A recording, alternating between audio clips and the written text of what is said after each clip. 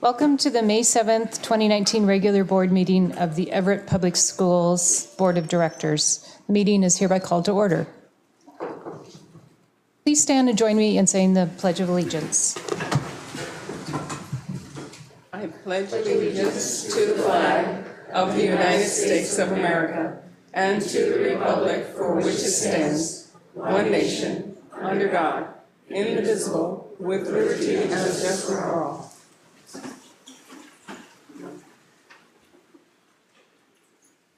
Will the Secretary please call the roll? President Andrews. Present. Vice President Mason. Present. Director Lassane. Present. Director Mitchell. Present. Director Nankar. Present. Student Representative Tran. Present.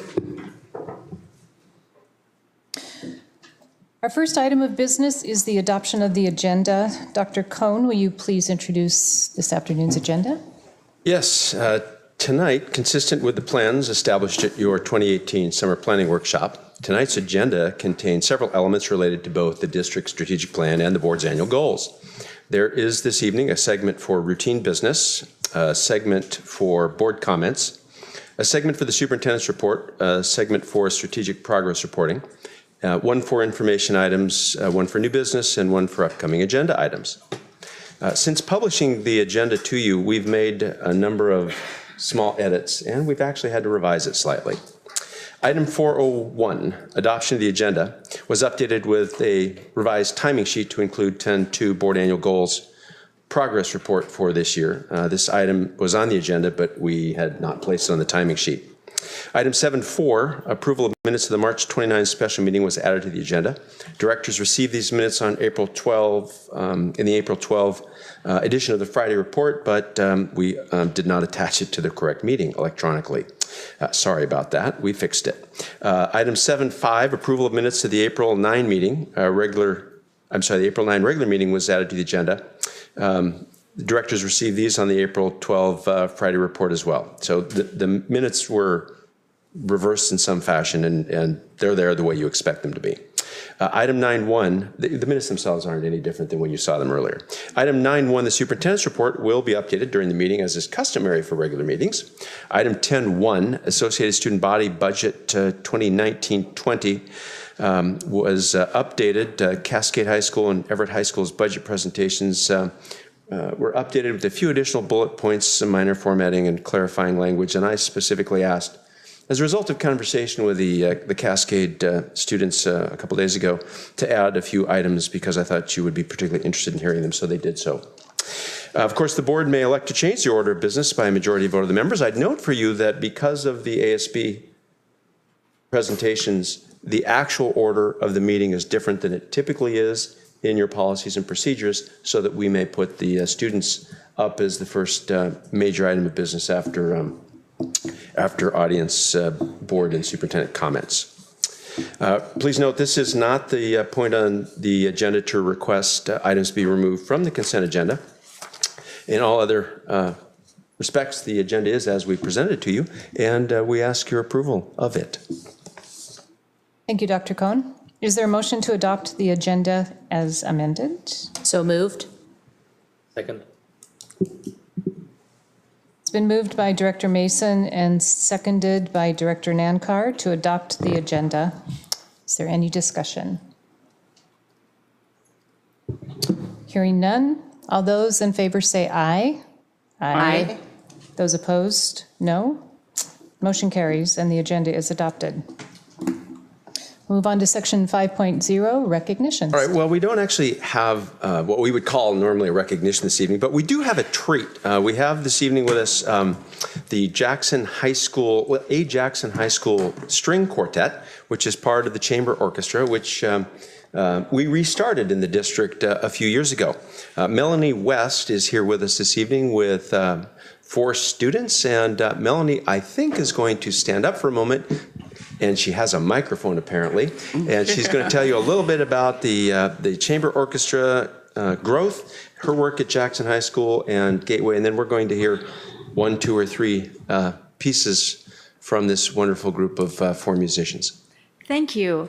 So this is a representation of the Jackson High School Chamber Orchestra, which recently performed at State Solo and Ensemble. They received, we had 2 groups performing, a small ensemble like this, and the large ensemble of 16 students, of which these students were a part of, and 2 soloists. And they all received high marks and high praise from the adjudicators, and our cellist that performed a solo actually got 3rd place. So we're really proud of their performance at state and the growth of the program overall. If you want to see the program in action, I am happy to invite you to our concert on May 14th, next Tuesday, a week from today, at the Everett Civic Auditorium at 7 p.m., where you will see almost all of the Everett Public Schools orchestra program performing together in one concert. Nearly 200 students will be performing in that concert, and it'll be a wonder to behold, the largest we've ever had. And we're so happy to be here, and we're so grateful to the board for your support as we greatly enjoy what we are doing. And so I'm happy to introduce this quartet, which qualified for state as an alternate, and they will play Sonata in G minor by Handel.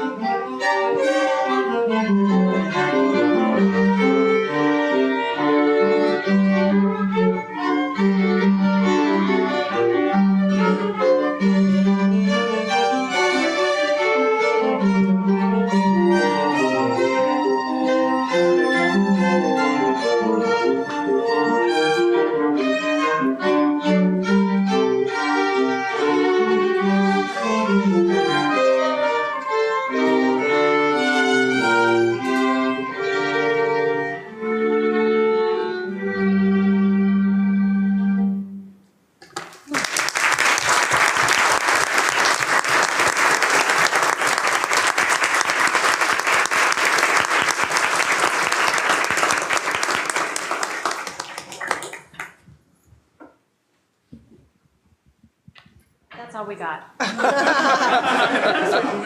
Well, thank you very, very much. We appreciate it. You know, I have to tell you that we've been asked, I think, several of us over the past several months, what's the thing or things that you're most proud of, you know, given the time that we've spent here in Everett. And I have to tell you, one of the things that I'm grateful for and very proud of is the orchestra program that you've built. And so thank you very, very much.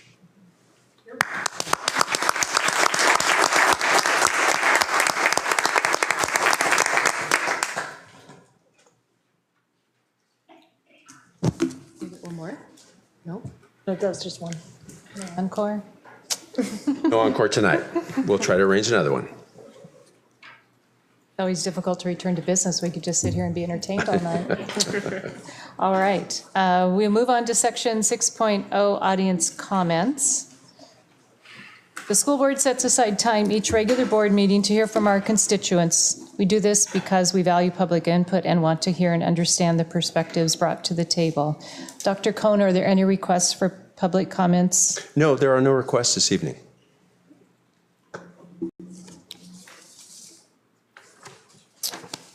Moving on to section 7.0, consent agenda. Dr. Cohn, will you please provide an introduction to the consent agenda? I would be happy to do so.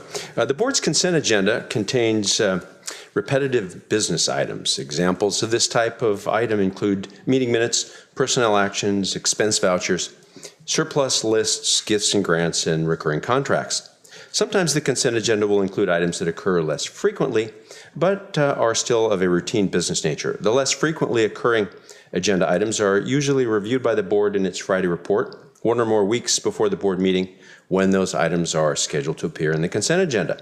This gives directors time to ask questions of staff about those items or to consider a policy discussion about 1 or more of the items. If a consent agenda item is removed by the concurrence of 2 directors, that item is placed in new business and the system automatically renumbers the remaining items. The board votes on the consent agenda by a single motion. By its definition, a consent agenda is not debatable.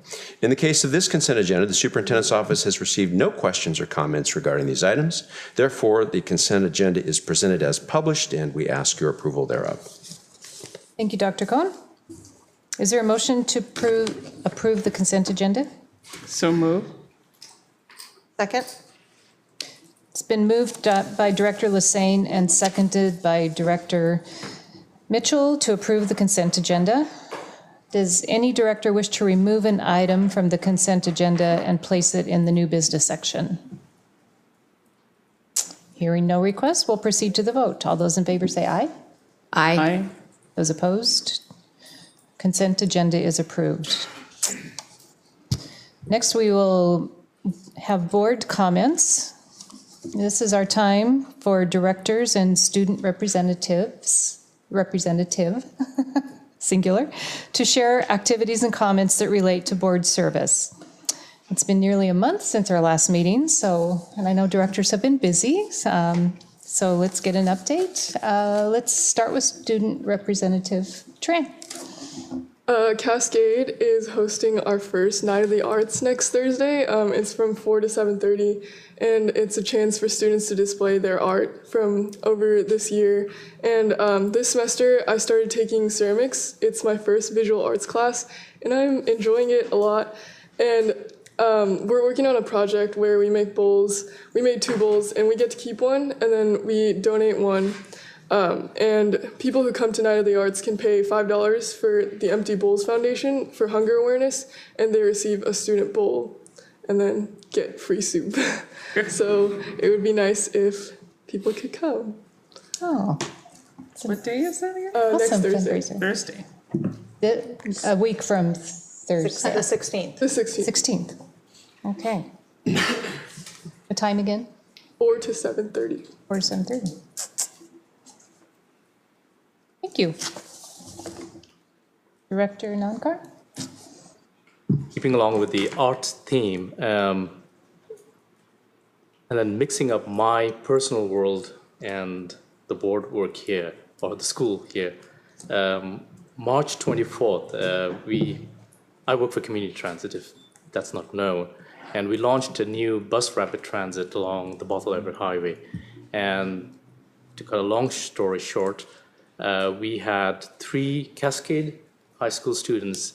Well, actually, we had an art competition among the Cascade High School students, and we selected the top 3. And the winner, her art gets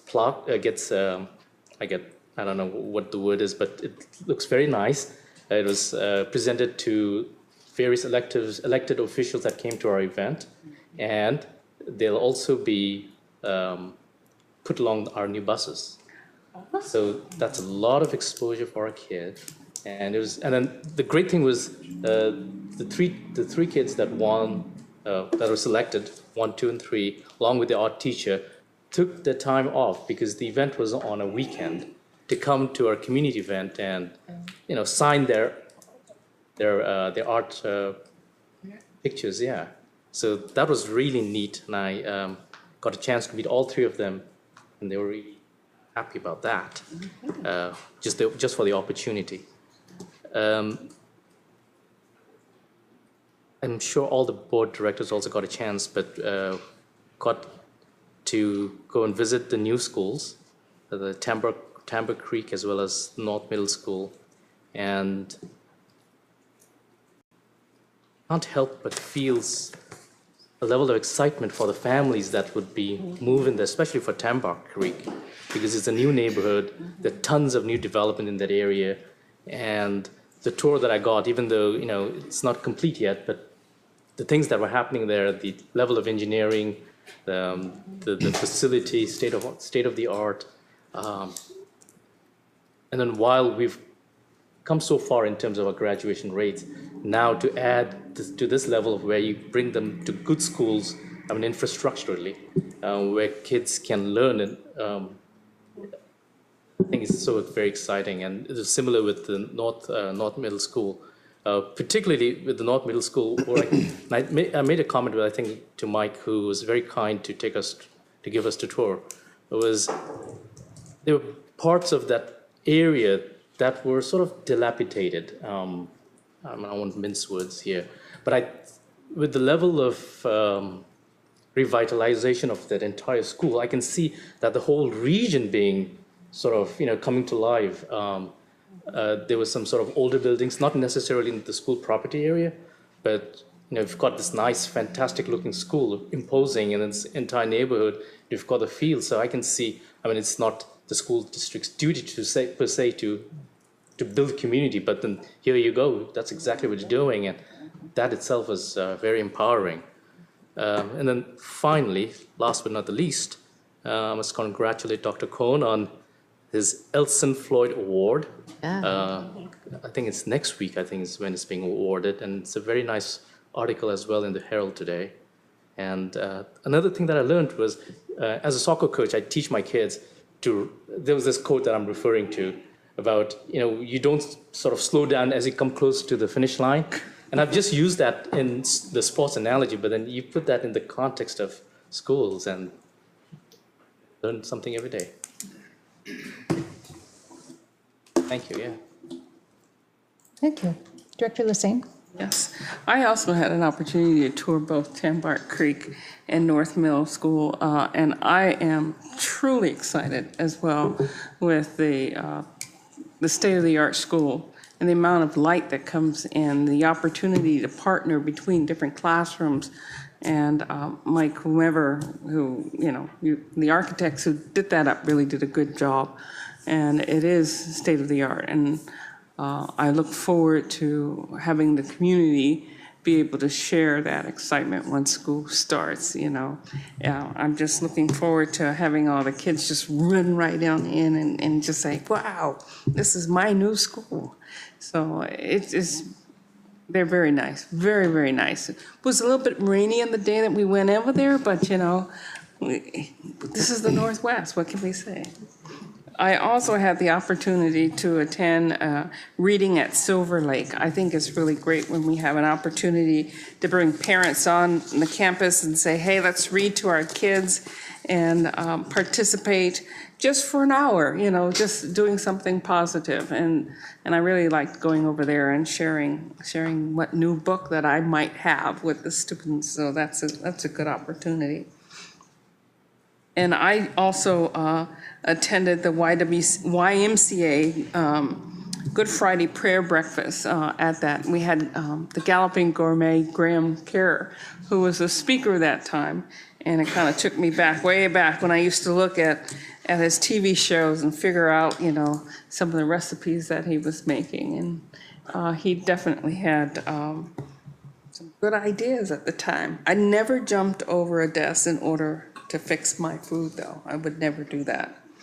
Dr. Cohen, too, congratulations. That was a great article in the Herald, and congratulations on what you've been able to provide for the district as well as our community, because it is a partnership. And that's all that I have. It was the last meeting. Thank you. Thank you. Director Mason? Yes, well, I have had the opportunity to tour North Middle School, and similar to previous comments, it's really cool to see a school being built today, because all the classroom spaces and technology is at today's standards and reflects how we're educating kids in schools now versus 30 or 40 or in some cases 50 years ago. It reminds me of the new terminal we have here in Everett. You know, when you can build it from ground up, you get to use the best thinking of the day to do so. And then I have my tour of Tambart Creek tomorrow, so I'm looking forward to that. We had one of my favorite special meetings. We were able to get an update from the Equity and Access Council since we last met, and I think the takeaway there for me is to hear the people that have been involved with that council for many, many years, and some of the progress that has been made in our district and how appreciative they are of that. And yet knowing at the same time we still have a lot of work to do. It's not perfect, but it's something that we move forward as much as we can. And then today, and I don't want to steal your thunder because it was really Director Mitchell's event, but we, a group of us, got to go to the new Cocoon House facility off Colby Avenue and be the first ones in their industrial kitchen and cook some meals to put in the freezer for when the residents move in 2 weeks.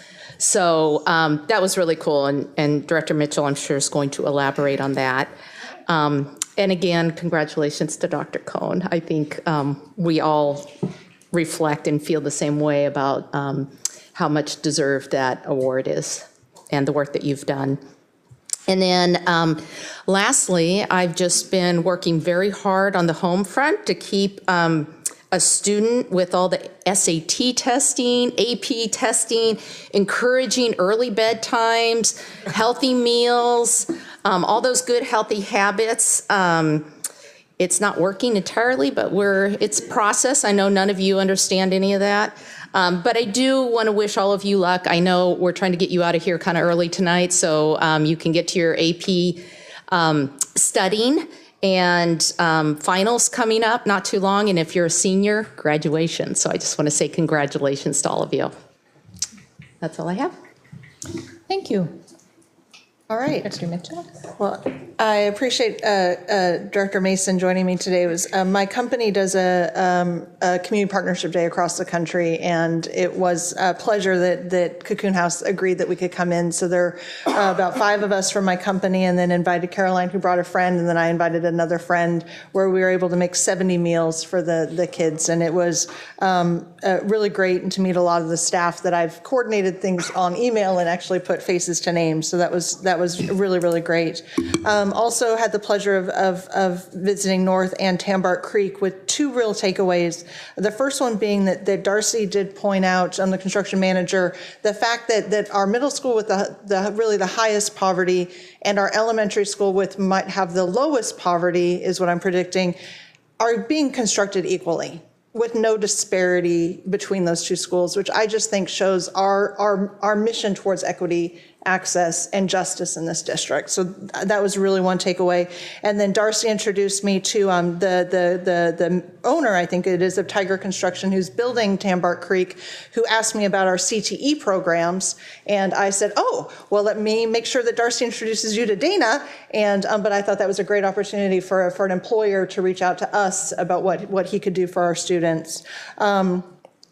Then I had the opportunity of going to, on that point, go to the Everett Community College Foundation breakfast, where tears in my eyes, a young man who dropped out of high school, drugs, alcohol, jail, is at the college now, found his way thanks to community support.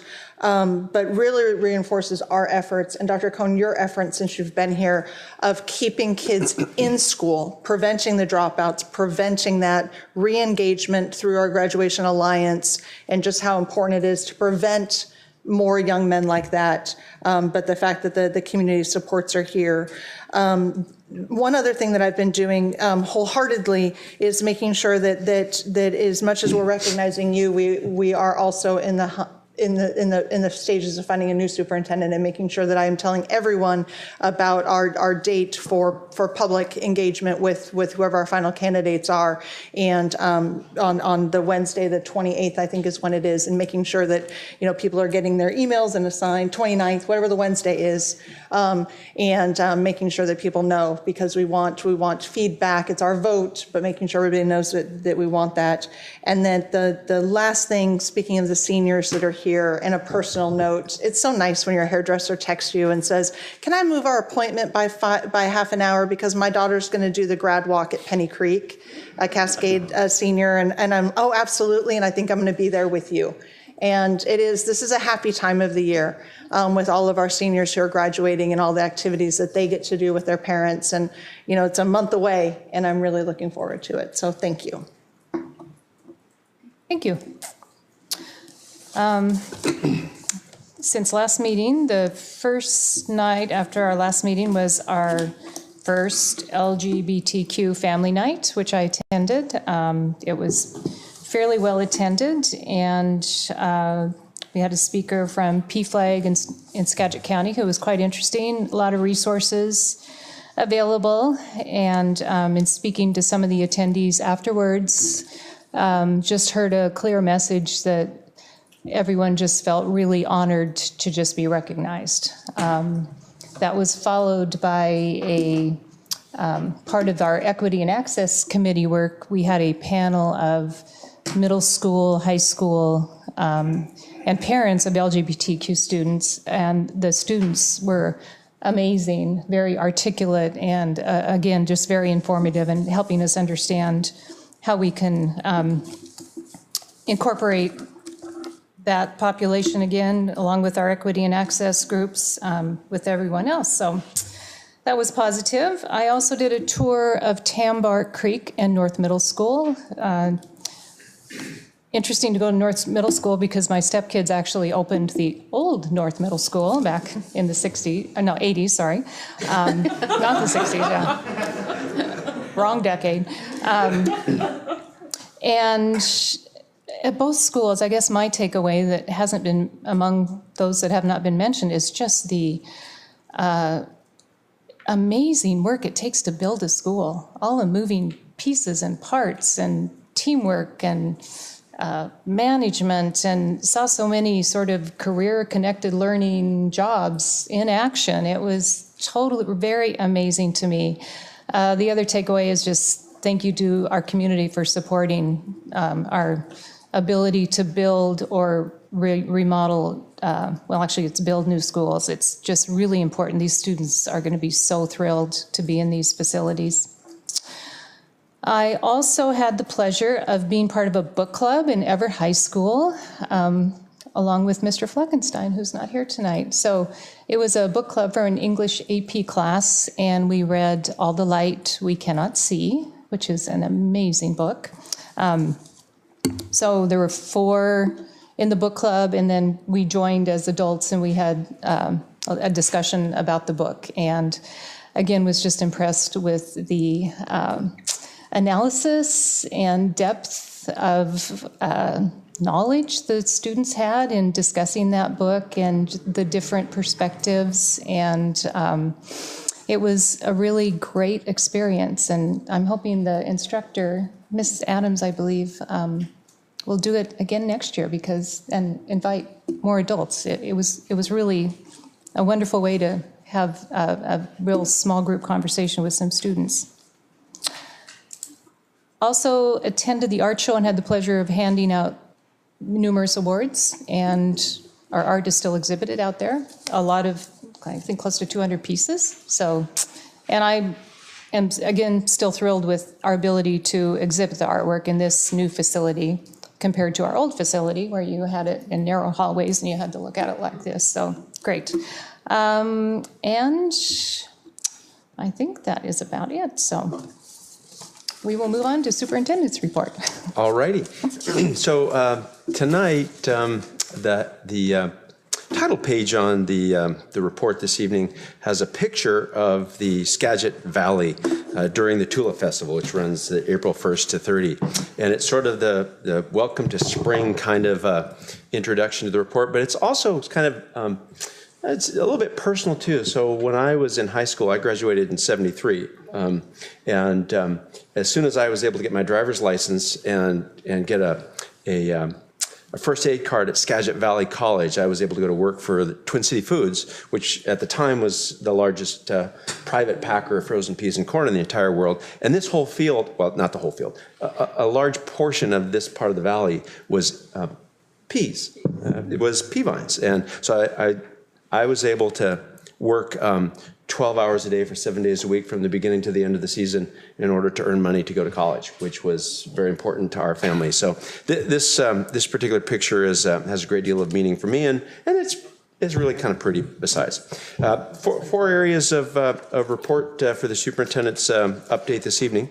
I think the first one's rather quick but rather important. This is Teacher Appreciation Week, and I think you saw the note that I sent to staff about Teacher Appreciation Week and how important it is, and the fact that it's nationally observed and began when Eleanor Roosevelt convinced Congress to establish a day to honor teachers, and then the National PTA essentially created a week. So we wanted to just take a moment to recognize that our teachers, we know, changed the lives of millions, well, not our teachers change the lives of millions and millions of children every day. Ours, thousands and thousands every day. And we've got some really fine examples here in the room tonight, and I think we're going to talk about that here in a couple minutes. We know their work extends far beyond the boundaries of the classroom, and we wanted to just take a moment here in this meeting on our website, but using our email system, using our community communications channels to thank our teachers for the tremendous work that they do. So I think I'll move on and reinforce the art show comment I think that you made a moment ago. The middle school art show is open for public viewing the 6th to the 31st of this month. We just finished the high school art show, and I selected a piece by a student from Jackson High School, which is an impressionist piece, and I can't wait to be able to hang it here in the Community Resource Center. I think it's the 15th or 16th or 18th. There are a lot of pieces of artwork in the building that were selected, paid for by the foundation, and then hung. The awards reception for middle school is the 23rd at 6 p.m. here at the Community Resource Center, and we'd love to have as many of you come as are able. I'd like to reinforce one of the comments that the Director Nankar made. We visited with Emmett Heath, who's the executive of the transit system, community transit. And really the reason for visiting with him was because we're asking him to be a partner in our career-connected learning work and transporting youngsters for CareerLink. As we did that, Emmett was very, very proud of this work that had just been described by Director Nankar. Last fall, as he told you, Community Transit reached out to Cascade's Advanced Placement art class and encouraged students to submit two-dimensional work celebrating the Green Line. So 20 students accepted the challenge. Their work was voted on by agency employees.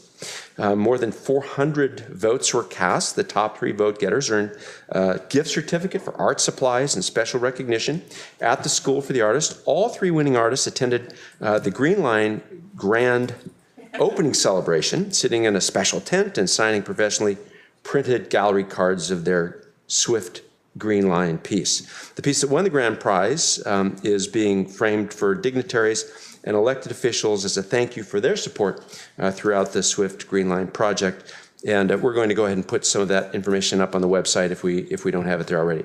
But I want to thank Community Transit for their partnership and reaching out to our students, and for considering participating in our work to provide students transit to their summer internships to start with. You heard a little bit of performance from students at Everett High School. The Footloose cast includes more than 50 students who ringed this room, as I recall, 13 more students working backstage, and another 34 contributing to set construction and other tasks. They've got 3 more performances, as I understand it, so don't miss. You got to see it, did you tell me? And you forgot it was students. Yeah, that good. Okay, so I think Sue and I are going tomorrow afternoon, and I'm very much looking forward to it. It's been a really great spring season for sports. The Cascade High School baseball team is the regular season 4A Wesco champs. The team headed to district quarterfinals on May 4 against Issaquah, won with a score of 3-1. They're playing right now, as I understand it, right now at Bannerwood Park against Inglemore, where I started my teaching career, to determine who goes to state. I'm delighted to root for the Bruins. Cascade, well, anyway. So Jackson High School boys soccer team earned a conference title. The Timberwolves are league champs for the first time in 14 years. Sarah Smart, who's led the Jackson girls team to multiple state tournaments, is their first-year head coach. So frankly, with all the investments that we've been making in soccer at the elementary school level, the middle school level, with the competitive teams and the club teams, and now at the high schools further, I'm very much looking forward to Everett over the next decade or so being an absolute state powerhouse in soccer. Yes, when they go to state tournaments, I'm looking forward to going.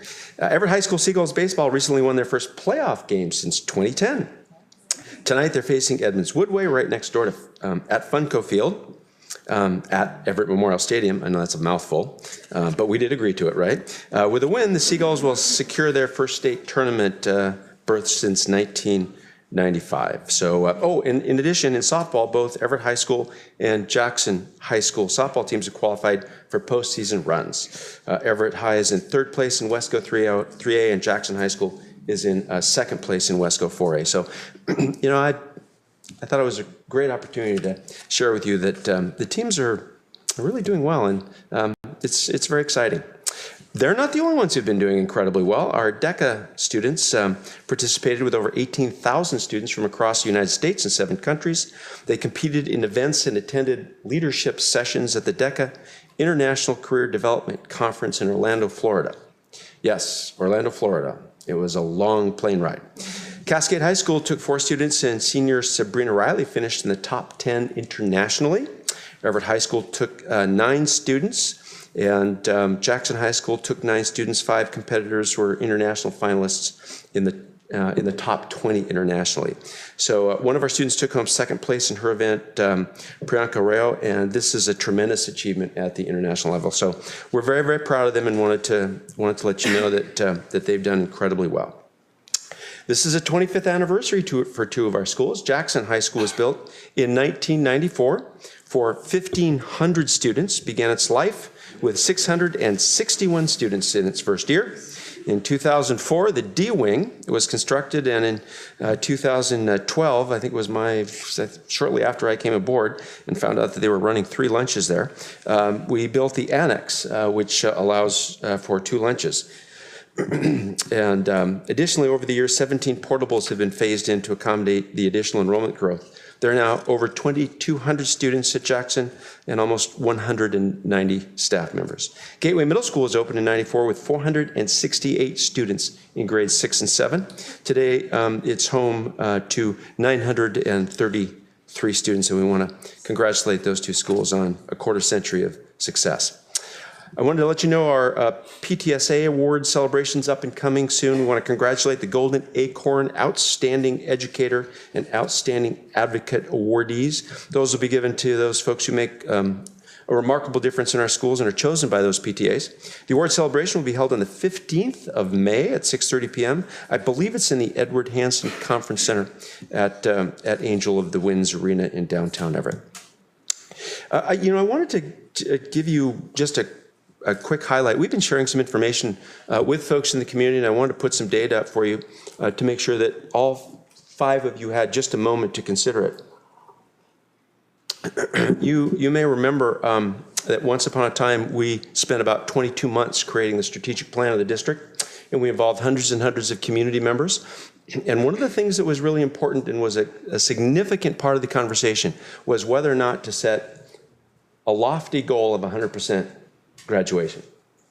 And we talked about whether or not setting that type of a goal was the right thing to do, or whether we should back off a little bit. And where you all ended was essentially setting what we call an aspirational goal of 100%. Well, the state has recently started publishing 4, 5, 6, and 7-year graduation data.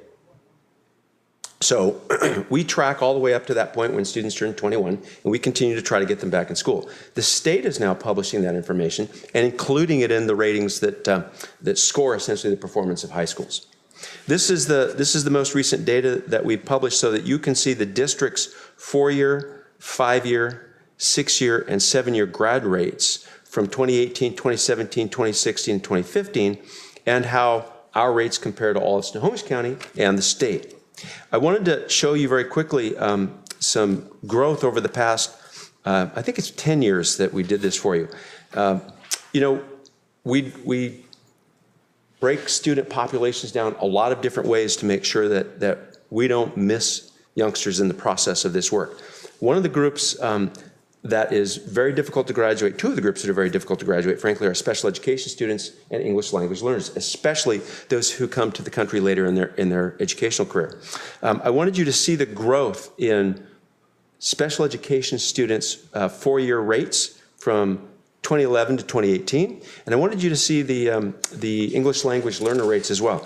Cynthia tells me that our English language learner rates are, in some cases, the highest in the state. And we're very, very proud of that. We wanted you to see what our schools look like compared to the state. I don't know how well you can see. I think you can probably see that fairly well. Poverty on the bottom line, graduation rates on the top. I believe this one's the 4-year rates. You'll see that Jackson, Cascade, Everett High are very at the very top of the chart. The regression line shows you what is essentially the mathematical average, although I know that's not the correct terminology for a regression line, but that's kind of what it is, and we always want to be above that. I want you to note that Sequoia High School this go around with a 77% 4-year graduation rate is in fact above that regression line, one of the highest performing in the state of Washington. I also want you to know that when you compare us to high schools in our area, there essentially isn't anybody who outperforms our high schools, whatever the poverty level. I remember those, and I wanted to take you back to those discussions around the time when we set that 120-0 set of targets, the focus that we put on that 4th flag over there. People were really concerned that we could not reach 100%. Why would we even try to be perfect? And I think it's worth commenting that this is not about perfection. This is about attainment of levels of performance. Even if you don't stay there, getting there is a really substantial undertaking. I asked Jeannie to give me the highest rates of any of our schools, no matter what year. Cascade, this is against the backdrop of when we had this debate, right? And the conversation around whether or not setting high targets was the right thing to do. Cascade's highest rate, and I think these are all 7-year at the moment. Cascade's highest rate, by the way, 7 years is important because a group of our students delay their diplomas, don't take them in the 4th year, the 5th year, the 6th year, because they stay in transition programs. So they don't get counted to the 7th year. So that's a significant issue in terms of the actual whole performance of the school. Cascade High School, 95.2%. Everett High School, 96.3%. Jackson High School, 98.4%. Don't let anybody tell you that one of these schools can't hit 100%. They absolutely can. It's just a matter of which year it's going to happen. Smarter Balanced assessments are underway. They're in full swing in the district. Students in grades 3 through 8 and 10 take these assessments. We're going to be giving you data as soon as it pops out of the systems. You're going to get the data much earlier this year because they're all online.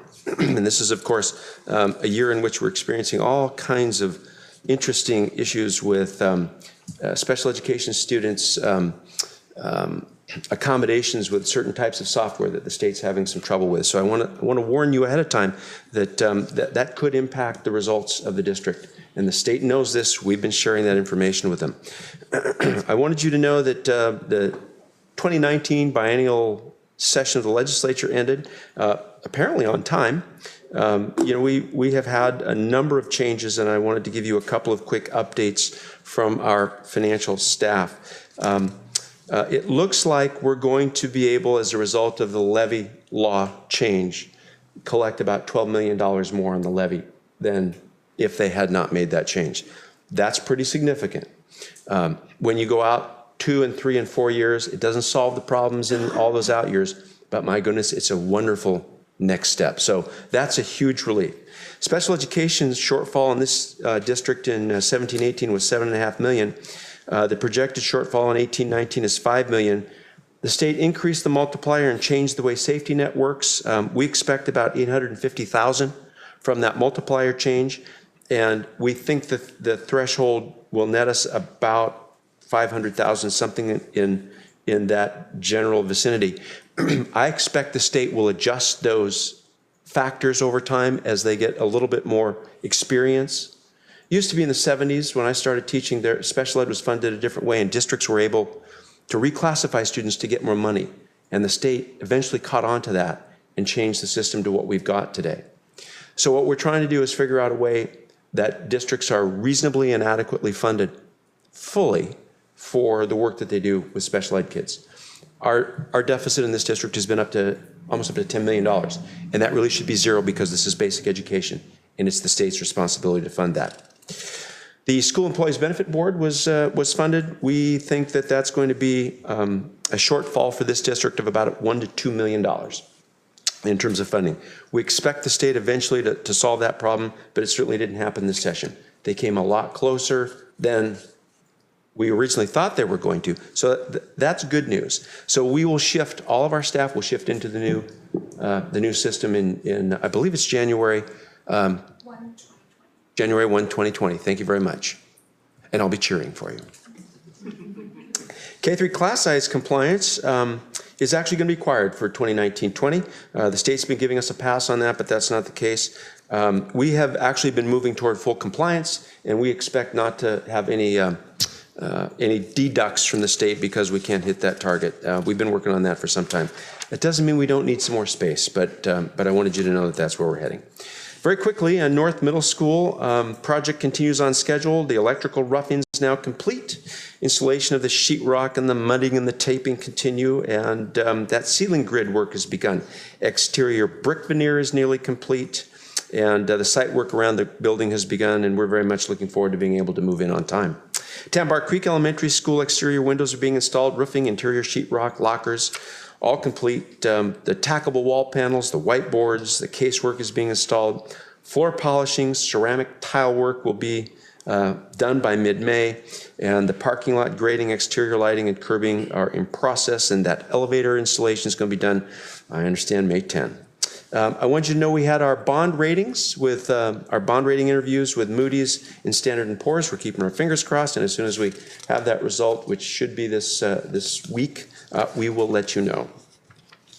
I've got one other item in here that is, I just want to draw your attention to it. We've been working on this for a while, and I think it's coming to a bit of a head here shortly.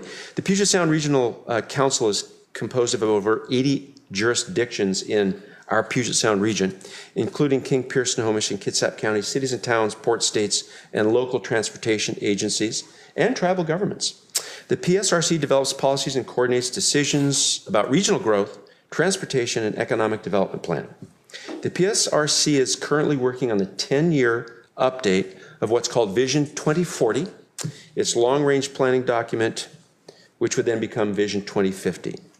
Some of the changes the PSRC is considering in this update could prevent school districts could prevent schools, especially or perhaps even elementary schools, from being located outside of the urban growth area. You will note that 2 of our schools sites for elementaries where we're planning to put schools after the one we're building are outside the UGA. So this could be very impactful for us. We are working with the county staff. Mike Gunn, Grace Yuan, and I met with county executive office staff this week, and we are doing our very best to draw some of our neighbor districts into this work, because this could be done by June. And we want to make sure that over the next decade, you're not prevented from putting elementary schools where elementary kids are going to live.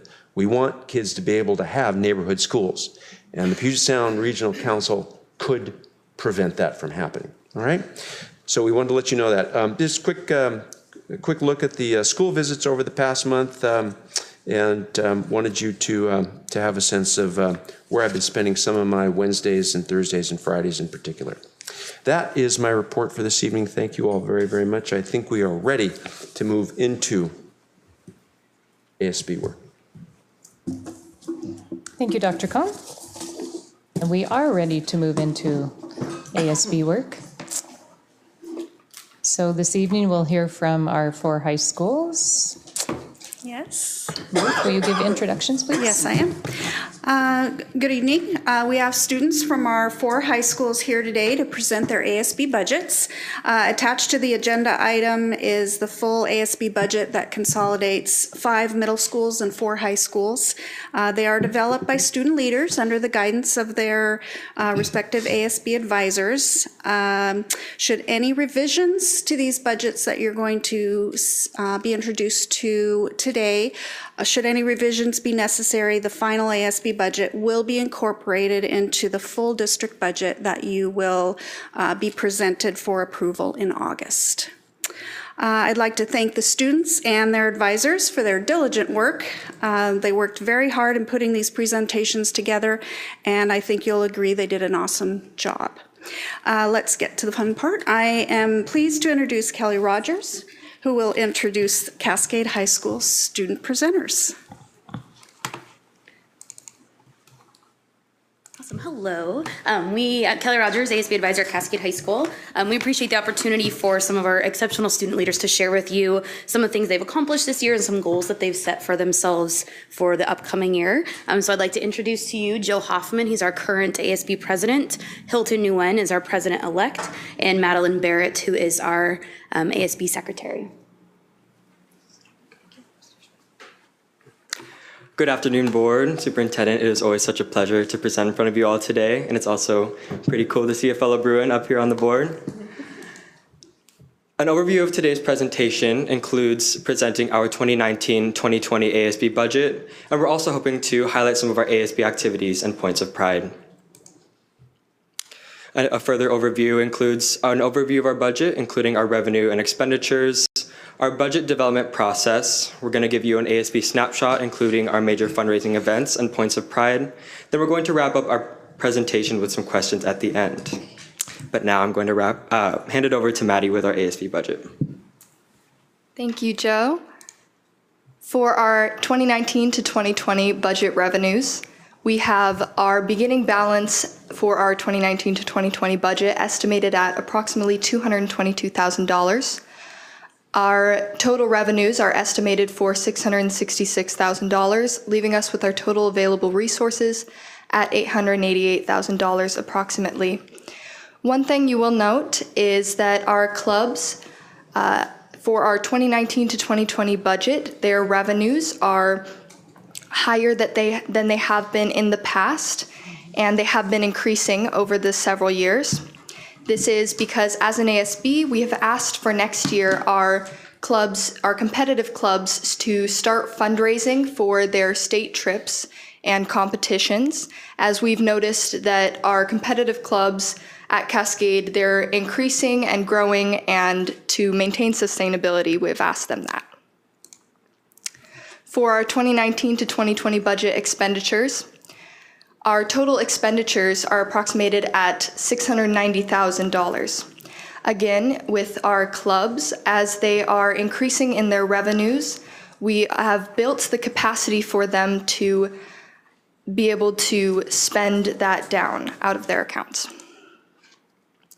For our 2019 to 2020 budget breakdowns, our breakdown of our revenues, we can see that the majority of our revenue comes from our general student body accounts, and we have worked very hard to make sure that our expenditures are equitable, with a portion of our revenues going to clubs and athletics, though the majority are going back to our general student body.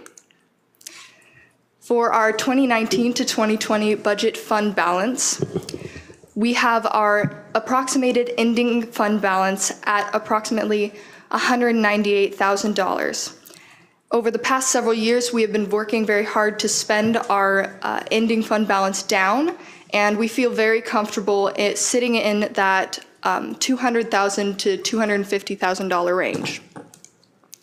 Finally, for our 2018 to 2019 actual mid-year fund balance, we have the majority of our accounts are staying very consistent for their mid-year fund balance, although you may note that our clubs and our general student body are slightly changed from previous years. Our club accounts, unfortunately due to a clerical error, are a bit higher than they have been in previous years, since funds for a choir trip were put into a club account rather than a general student body account for travel. Once those are fixed, we will see a much more normal look for our mid-year fund balance. Thank you very much, and now we're turning it over to Joe for budget development. Thank you, Maddie. So for our ASB budget development process, we are continuing with the same process that we've implemented over the past 3 years. For our athletics, we're building in room for fundraisers based on the athletics, on their input. For our clubs, we asked our clubs to predict their revenue and expenses for the upcoming year.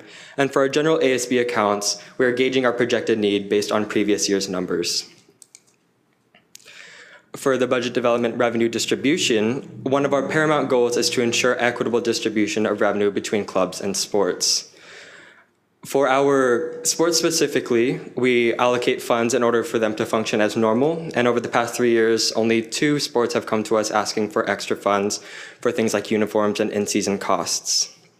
This year, we did notice that within our money put aside for clubs, a majority of those funds were put to use for our competitive clubs for their competitions. But to ensure that we have equity among our clubs, we're asking that they fundraise, like Maddie had mentioned, so that our non-competitive clubs also have access to adequate funding so that they can be successful in what they do as well. This is our revenue distribution. Over the past couple of years, our dances and beverage machines accounts have been bringing in steady numbers, but you will see a slight decrease in our revenue for our ASB card sales. This is due to our decrease in our ASB card price from $50 to $45. We did this last year in an effort to be more equitable and to hopefully increase the number of ASB cards sold. Unfortunately, we did not see an increase in ASB card sales, but that's okay. We are comfortable with the amount of revenue that we are bringing in, and we are currently exploring ways to bring in other sources of revenue. And now I'll be handing it off to Hilton with our ASB Snapshot. Thank you, Joe. All right, to start off our ASB Snapshot, I would like to take a look at our major fundraising events. Our homecoming dance is our most successful event here at Cascade and has piled in around $10,000. Also, our talent show was a really successful event as well.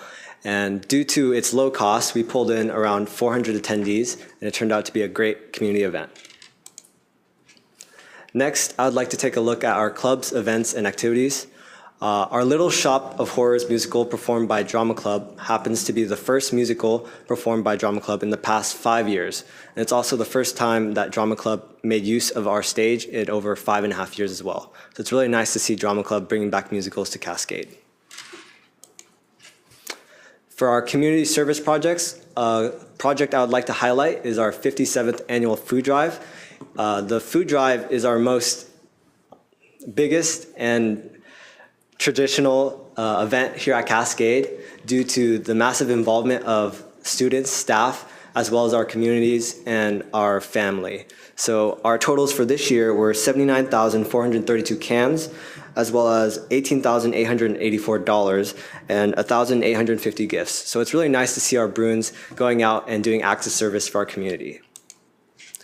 Also, for our points of pride, we had many clubs and sports this year competing at a state and national level, and we had 3 students in particular who placed first in state, as well as another student who placed top 10 in DECA. So it's really nice to see our students going out and placing for us in sports and clubs.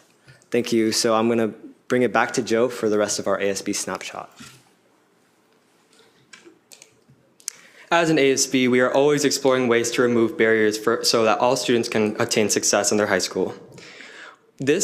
Within our new ASB positions, we are piloting new appointed ASB positions, and these positions do not require a student to give a speech.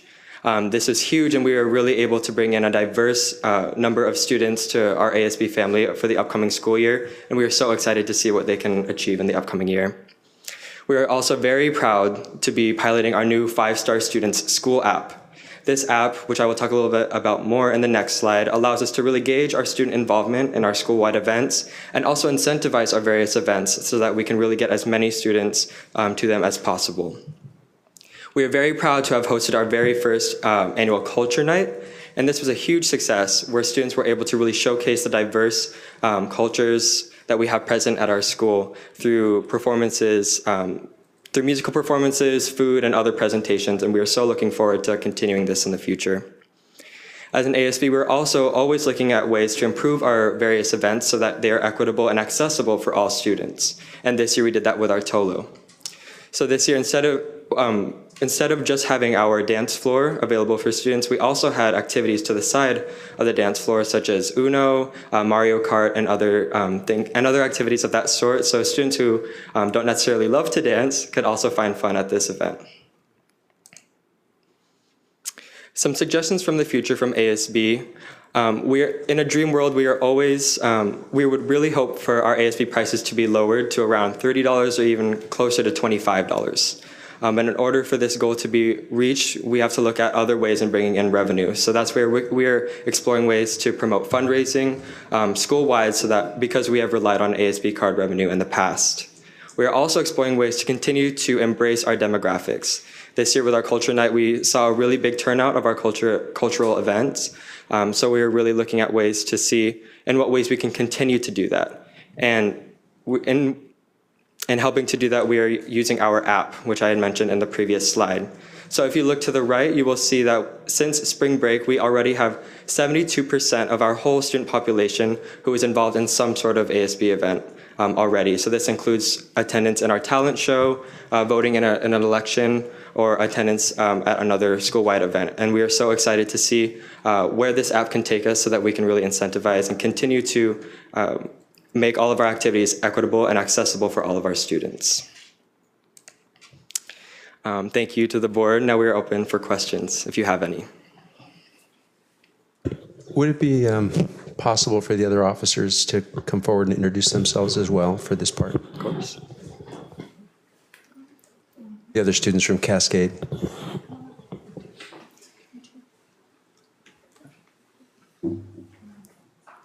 Hello, I'm Baraka, the ASB Vice President. Hi, I'm Idam, the ASB Ambassador.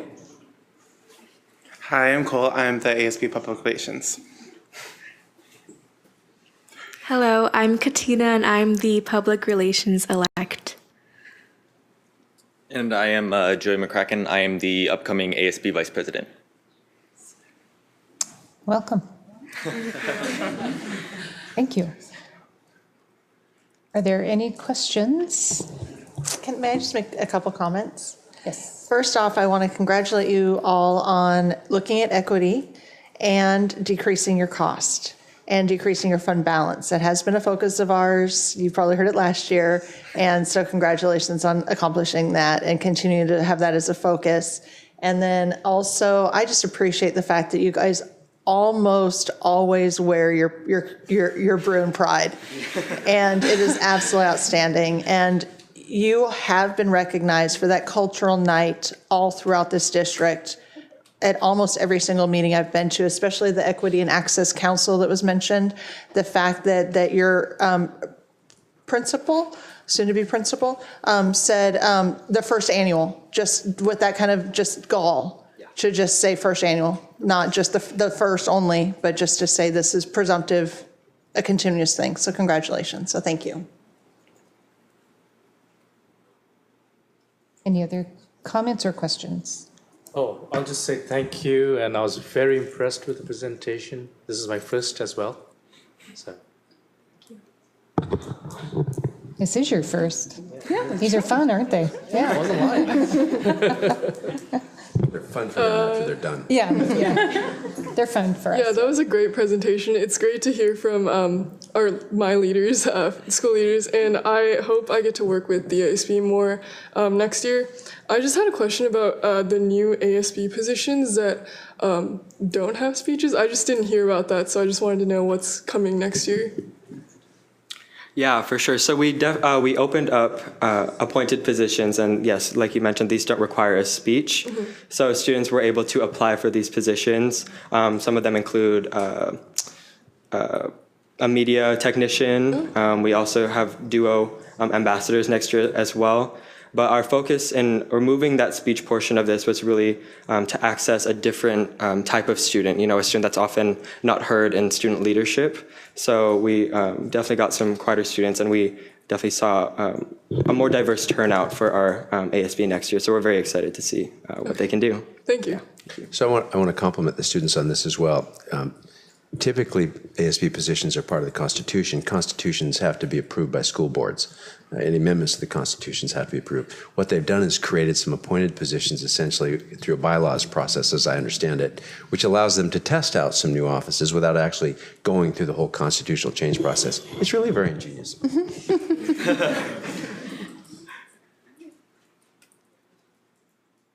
No, I would like to just say a very good presentation.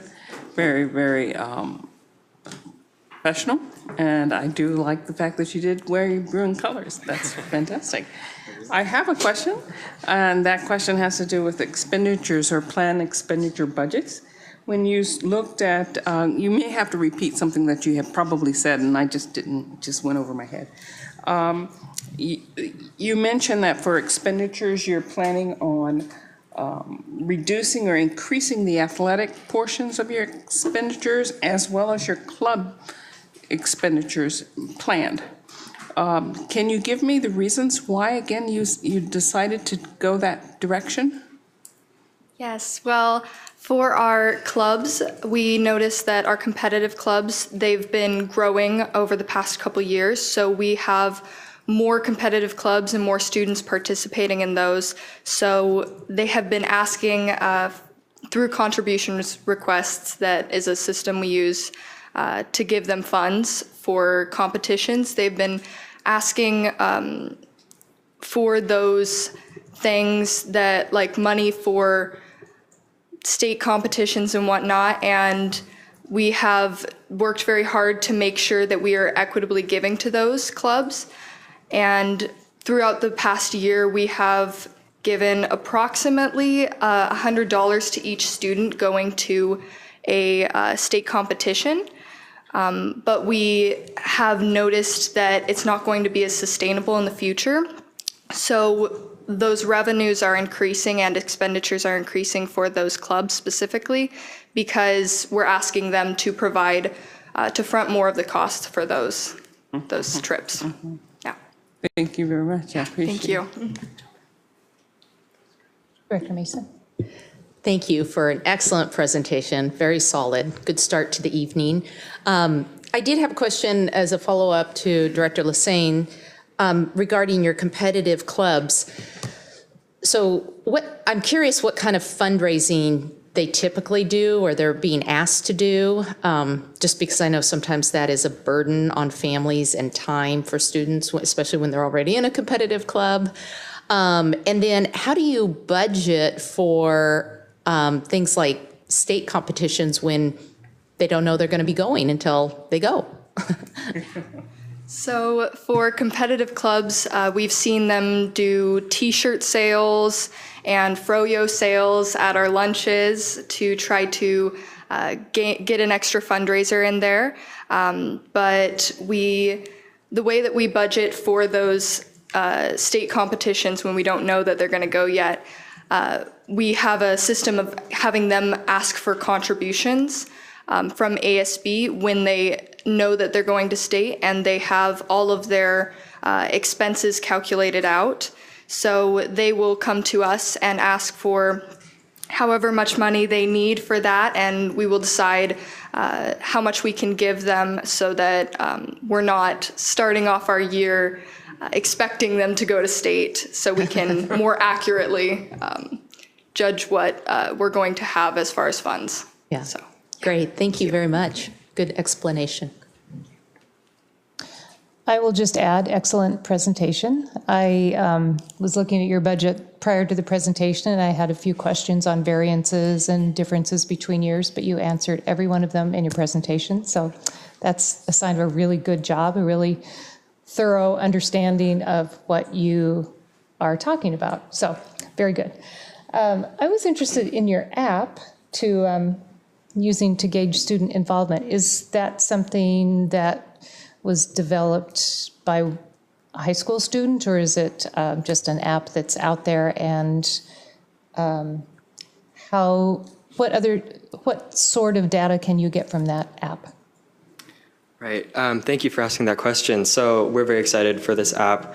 We are the only school in this general area that is using this app currently.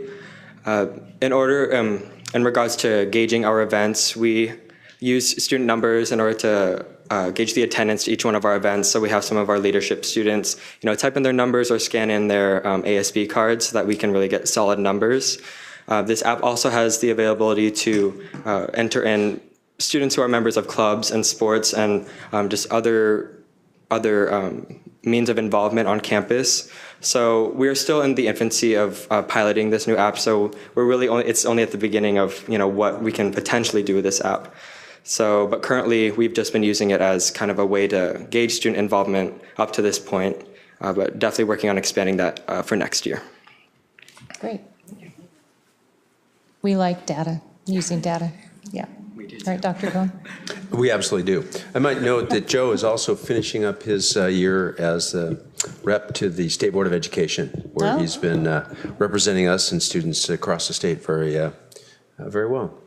Awesome. I understand that some of you have to go. If any of you can stay, we'd love to have you stay until the end, but I know the Cascade youngsters, they've got to get to some events. So for those of you who do need to go, we understand that. But if you could stay, those of you who can, if you could stay, that'd be great. We'd like to get pictures at the end, and the board members would like to shake your hands when we're all done. Thank you very much. Thank you.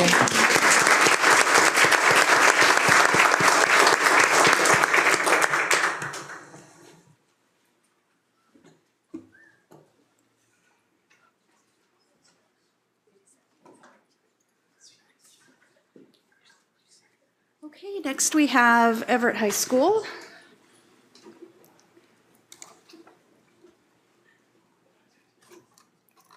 And I'll introduce Travis Birch. Oops.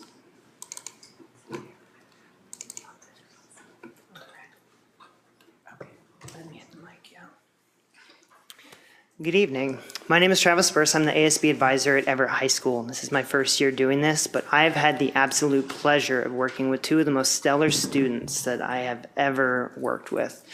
On my left here, I have Reese Wells-Edwards. He is our standing treasurer and vice president and president-elect for next year.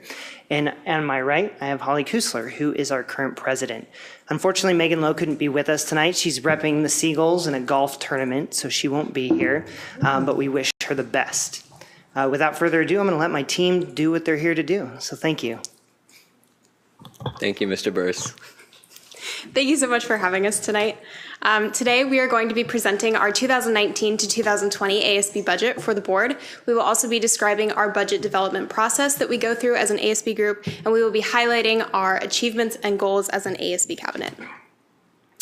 During our presentation, we will be covering our revenues and expenditures, the breakdowns of those two items, and a fund balance comparison. We'll also be going over our budget development process, as I mentioned before, and we will be highlighting our major snapshot, our ASB Snapshot, which covers our major fundraising events, our club events and activities, points of pride, and suggestions for the future.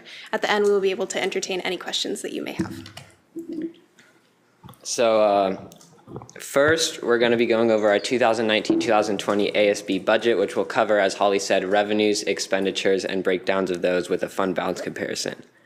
So for revenues, for the upcoming fiscal year, we're looking to take in about $411,440, which, if you notice, is down from last year's $433,890, which is, as the board requested, an effort to spend down our budget.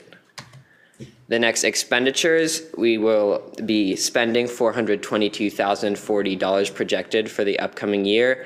And one disparity you will notice in this slide is a $1,300 in the graduating classes row as compared to $30,191 in the 2018-19 year. This is due to our incoming senior class not yet having their prom plans fully fleshed out. Thus, they did not make room for that in their budget proposal. And our ending fund balance, you can see, is going to be $184,918. The breakdown of these items, you can see the majority of our revenues and expenditures is coming from activities, which is things like ASB cards, beverage machines, athletics, and clubs are also up there. This is because these events facilitate the most student interaction at our school, whereas classes and charitable accounts do not have the same level of student engagement. Our fund balance, you can see we look to be ending this fiscal year at $184,918 in comparison to $195,518 from last year, which is part of our effort to spend down the budget. And our mid-year fund balance this current year, you can see we are up $60,121 as of February 28th. This is due to the lack of opportunity to do some spending before February 28th. So in our budget, we're preparing to have more opportunities to spend more money before February 28th so that the mid-year fund balance will hopefully be under the prior year when we get there next year. And our budget development process will be presented by Holly. So there are a few things that we do as an ASB cabinet when we are compiling our ASB budget for the following fiscal year. The first thing we do is we have all of our ASB groups, which are our clubs, our sport teams, and our classes, our graduating classes, submit a proposed budget, which includes their current available funds, which is all the funds that they have in their account as of now.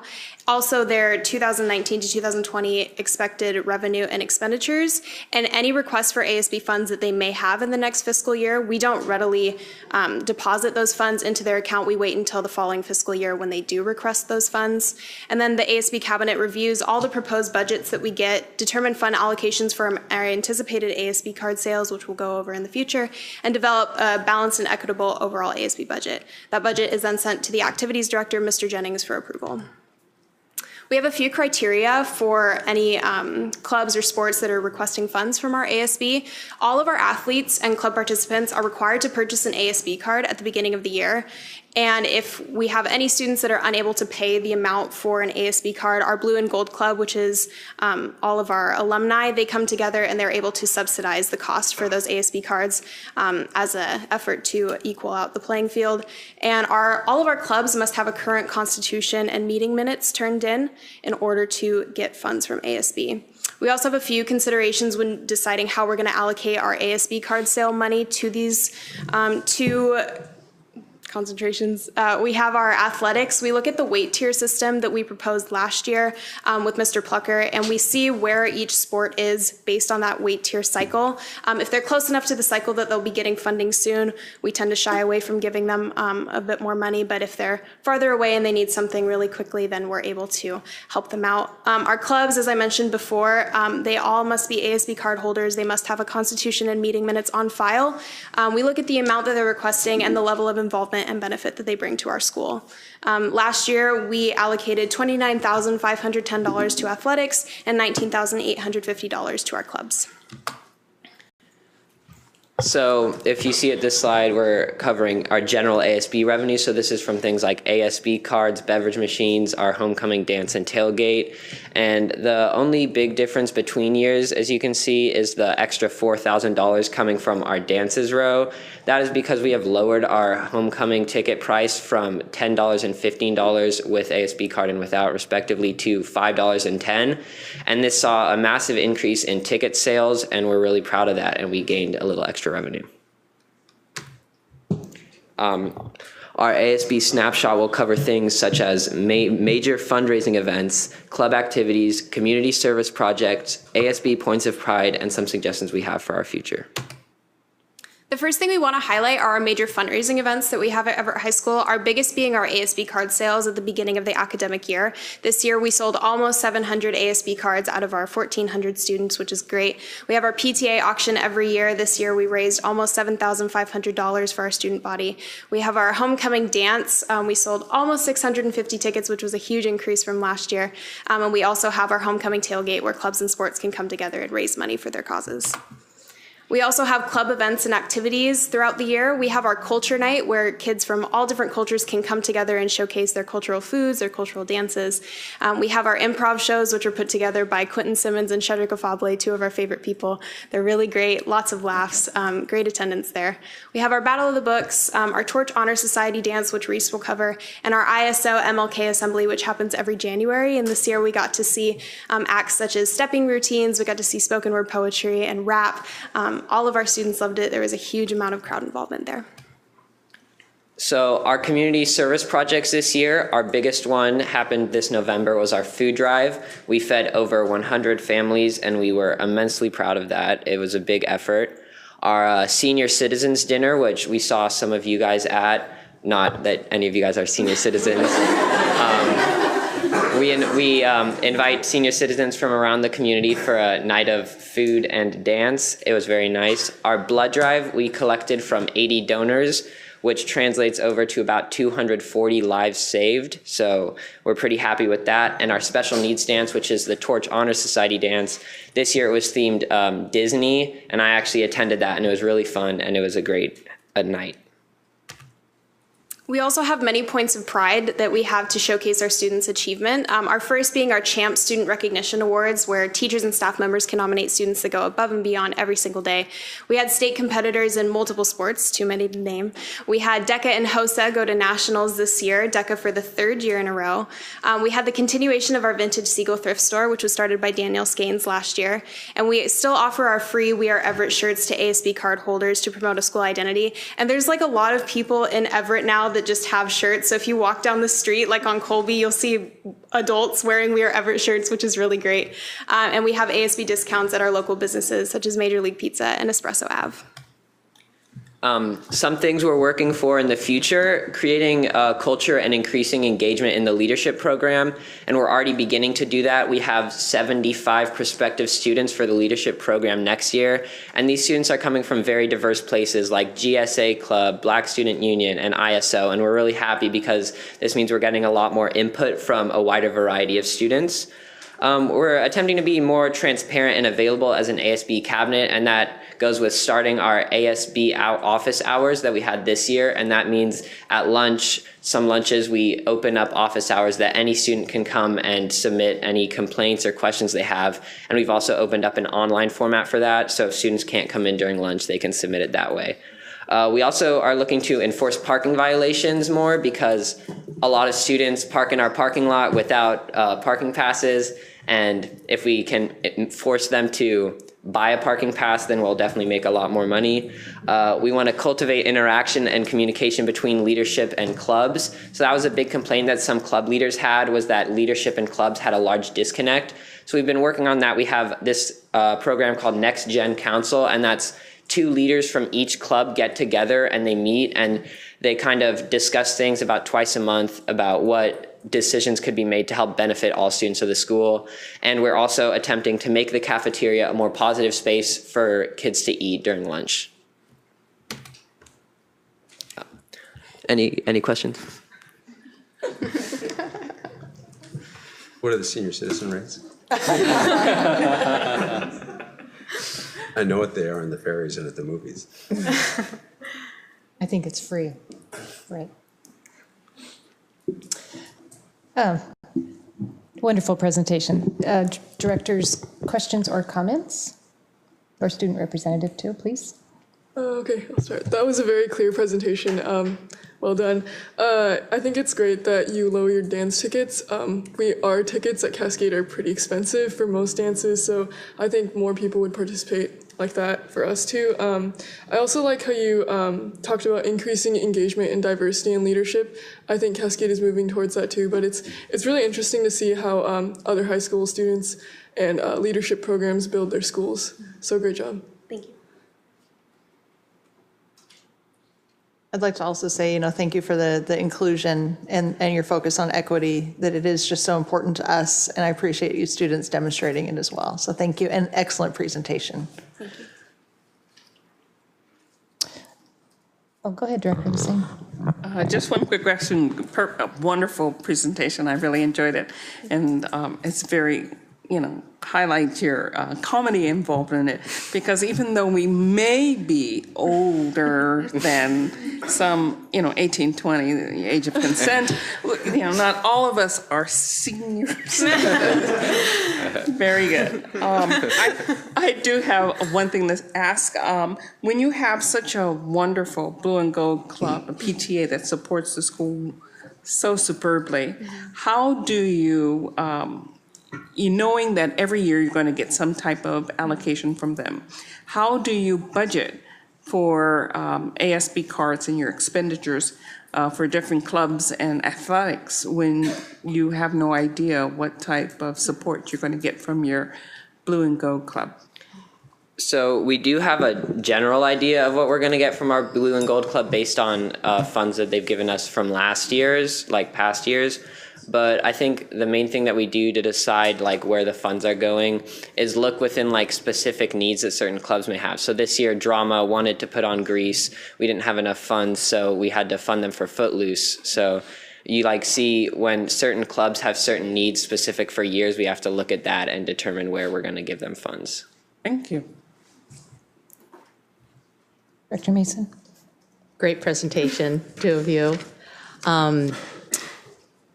I appreciate, and I can speak on behalf of the whole board, your focus on spending down some of your fund balance to get those dollars into the hands of students and clubs rather than sitting in a bank account. So thank you for that effort. And then I really like your openness to increase communication, both between leadership and between clubs. The Next Gen Council, I think, is a great idea. And I think that's what I appreciate about these presentations so much is the cross-learning that can happen also amongst high schools. And I know we had an event this year to get some of the leaders across, club leaders, conversing, and they were very appreciative. And so I hope, more of that happens in the future, not just in this boardroom for 1 hour. And Mr. Wells Edwards, we have a concern about that senior expenditure and fundraising for next year. So I have a feeling it's all going to work out, though. Yeah. So that's something that we're going to be working on in the upcoming year, making sure that we talk to the senior council, because when we gathered this budget, the council hadn't been formed yet. So we really need to. So a timing issue. Yeah, it was a timing issue. Yeah. So we're definitely going to have meetings with them. Because you need a good party, right? And then I just want to end by saying I hope at the end of this evening, when they're done playing next door, that there's going to be one more request for some funding for a state competition. Hopefully. So thank you. Great presentation, especially because you included a photo of my grandniece on your last page. So that's wonderful. I have two questions. First, can you tell me a little bit more or describe how you're making your cafeteria a positive space? Yeah, so we actually set this plan in motion last year, but because of a lot of various things going on in our ASB this year, we didn't quite get to it, but the plan is still in motion. We're moving to a round table mode in our cafeteria rather than the rectangular tables that we have now. With the rectangular tables that we have, it's very hard for students at one end of the table to speak to students at the other end of the table. So there's various cliques that sit at different tables, and it just kind of drives the culture to be very divided. So we're hoping to move to a round table so that even if students are sitting in separate groups, they'll be able to engage in conversation with each other. Excellent. Something to keep in mind at our new high school.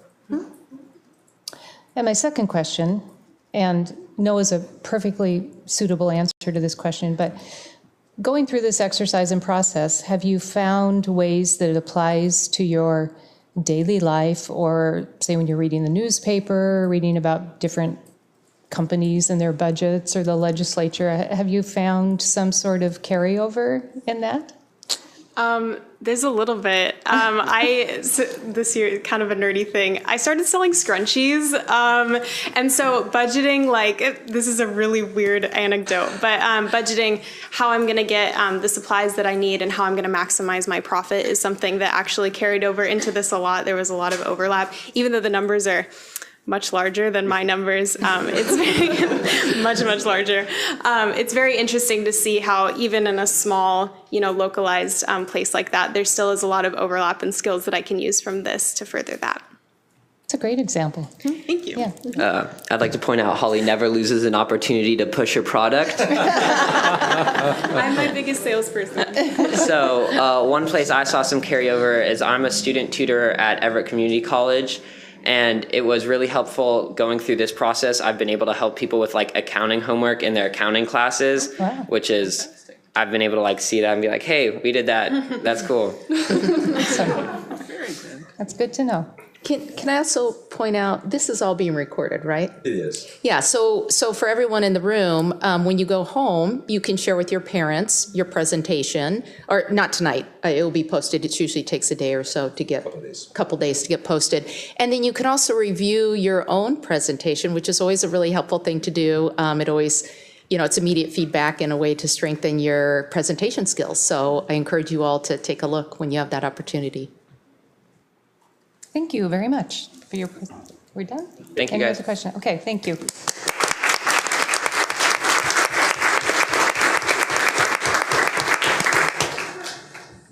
And next, I'd like to introduce Jason Gadek from Jackson High School.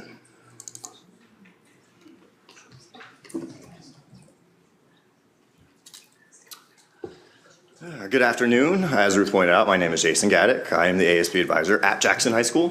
For those of you who were here last year, our hope this year is not to have to call medics at any point during this process. But anyway, I brought with me tonight 3 individuals who are going to present to you our budget for next year. Michaela Hubbard is our current ASB president. Justin Huttinger is our incoming ASB president. And Nicholas Isom is both our acting and incoming ASB treasurer. And so without further ado, here they go. We'll be presenting the Jackson High School budget proposal for the 2019-2020 school year. Our objective for today is to present the budget to you all for approval, hopefully. What we'll be talking about today is revenues, expenditures, the breakdowns of these two things, fund balance comparisons, the ASB budget process, revenue distribution, major fundraising events, club events and activities, community service projects, points of pride, and suggestions for the future. Okay, so I'm going to start looking at the 2019-2020 budget. So like Nick was saying, this is going to be our revenues and expenditures, a breakdown of those both, and then a fund balance comparison. So looking first at our revenues for 2019-2020, you can see that our estimated beginning fund balance is going to be a little under $400,000, and we are expected to bring in about $975,000 last year. We have been working to decrease our budget, as has been suggested the last couple of years, but you will notice there's a much higher amount of revenue 2019-2020 than there was this year. Our band program is going to Carnegie Hall next year, so they are bringing in a couple extra $100,000 by themselves, so that's where that roughly $300,000 increase is coming from. That money is all going to be spent and out throughout the year, so that is why there is that discrepancy with the numbers going up when we have been making an effort to decrease our total budget. So, taking a look at the expenditures, again, total available resources for next year is estimated to be a little under $1.4 million. Again, a lot of that going up from that band program. And then we are expected to spend about $1,082,000. So that'll bring our ending fund balance down to a little under $300,000, which, as you can see the trend over the few years, we are still decreasing our ending fund balance. The estimated for this year is about $300,000, which again is about $200,000 than the year previous, so it is going down over time. So this is a look at the breakdown of our budget. As you can see, the majority of both the revenues and the expenditures in our budget is going towards our clubs. We've really been prioritizing student experiences, and so a lot of our money, the money coming in and going out, has been focused on those students, and they have been doing a really good job of fundraising more over the last few years. We have been pressing that, trying to get our money out, get the clubs to bring in more money on their own, and then large percentages, again, or relatively large, going to student body and athletics with our ASB card sales, spending on that, and then athletics. So this is just a look at our fund balance for next year. If you look towards the fund balance, it is pretty evenly split between our general student body, our athletics, and our clubs, which is kind of, we like to see that those are kind of some of the bigger groups in our school, so we do like to see that the money is being split evenly between them. It's not like one group is spending or bringing in the most of the money. And then again, we should be ending with a fund balance lower than in years previous, as has been impressed upon us. Yes, we're bringing the money down. Okay, and then this is a look at our mid-year fund balance from this year, which, if you can see, we are decreasing over time. At this point last year, we had around $836,000 sitting in there. This year, we have a little under $600,000, so we are about $236,000 lower this point this year than we were last year. So for us, that's really good. We are trying to bring our money down. We've been lowering prices, like with our ASB cards and parking passes, and then trying to spend more on student experiences throughout the year. And then I'm going to pass along to Nick for the budget development process. This slide shows our ASB process or budget development, and this is how our budget is reviewed and approved through ASB. Moving on, this is just a more visual representation of the slide before. So this talks about, so in February, we start getting clubs and athletics submitting their budget plans for possible requests from the general reserve. And then in March, we review these submissions and accept or alter the proposals to fit our desired budget. In March and April, questions are clarified and the budget is approved and told to the assistant principal, and then the clubs are notified. Now we're talking about revenue distribution process, where clubs can come and present for like extra money for like state and things like that. Again, this is a more visual representation. So first, clubs contact our ASB secretary for a general reserve transfer proposal. Captains and officers then come in to present to ASB, and ASB looks at the current budget and involvement in the school. Questions are then clarified and pros or cons are evaluated to make a decision. The decision is reported to our ASB treasurer and our ASB secretary, and then to the clubs and athletics. Now I'll be looking at the ASB revenue from things such as ASB cards, vending machines, dances, and yearbooks. As you can see, our revenues are starting to hit a point where they're starting to even out, which is coinciding with our budget and trying to spend down and even out our budget. Hello everybody, I'm Justin Hunninger, I'm the incoming ASB president, and I'm going to be going over some of our snapshots. In my slides, we're going to be talking about major fundraising events, some of club events and activities, community service projects, some ASB points of pride, and some suggestions for the future. First, let's take a look at some of our major fundraising events. First, I want to take a look at the Big Four events. These are events that are held by all 4 classes, and then the revenue made is then distributed back to all 4 of the classes. These are Macho Volleyball, our Father-Daughter Dance, our Staff Talent Show, and then our Student Talent Show, Jackson's Got Talent. A couple other very big fundraising events that aren't a part of the Big Four are our Shuttlecock Showdown, Powder Puff Football, and our Dodgeball Tournament. Some club events and activities. So we have a lot of clubs, and we have the honor of having them host a lot of activities for the community and for Jackson students. Some of our big ones are Oktoberfest, which is a Halloween kind of spooky-ish themed event where clubs put on activities for the kids to come and do, which is a really good event. We have our Earth Week, we host Aussies, we have a voter registration drive, we have our club fair, and then we have our lip syncing competition, The Voiceless, and of course we have many others. Some points of pride at Jackson High School: we have decreased our overall ASB budget, which Nick and Michaela both covered. We've increased participation in community service events such as Henry the Giving Snowman and our food drive. Recently, we had Bloodworks, the blood drive, come, and in the fall, we actually set a new record for student participation. And then they came back in the spring, and then we broke that same record that we had just set. So that's a pretty good way to show that we have a very big improvement in participation in our school. Our MLK Assembly has been handed down to the Black Student Union, a new club at our school. This helps us because it gives more students have a chance to host things such as our MLK assembly or things like that. We have increased participation in our Deck the Halls, which is our winter-themed decorating thing. If you've been to Jackson, we have big hallways and we decorate them very winter-themed, so that's very cool to have students help out with that. And then we have more inclusive spirit weekdays. Suggestions for the future of Jackson High School. Of course, it is continuing to improve, but it can always get better. We want to increase participation in community service events, such as the Fall Food Drive and Henry the Giving Snowman. We have a lot of students, we have a lot of power to help kids out who don't have the opportunities that we have. So it's a really great opportunity to increase that participation, increase food drives and gifts for kids during the holidays. We also want to continue to educate and improve budget relationships between ASB clubs to continue to spend on the budget. We've done a good job of doing that so far, but it can keep getting better and better if we keep working on that relationship. So now, we're at the end of that. We want to ask for any questions from you guys. Thank you. Directors or student representative, any questions or comments? Okay, I guess I'll start again. Great presentation. I really like the visuals on the budget development slides. It was really clear and it helped me see like what was going on.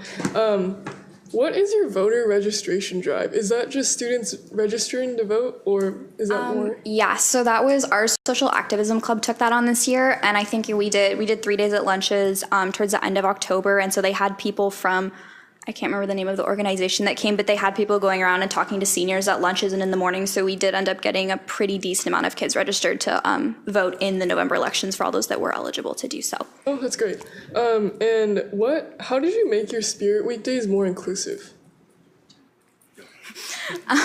So we, at the beginning of the year, we tried to kind of switch up the way we were doing our Spirit Weekdays with our Homecoming Spirit Week.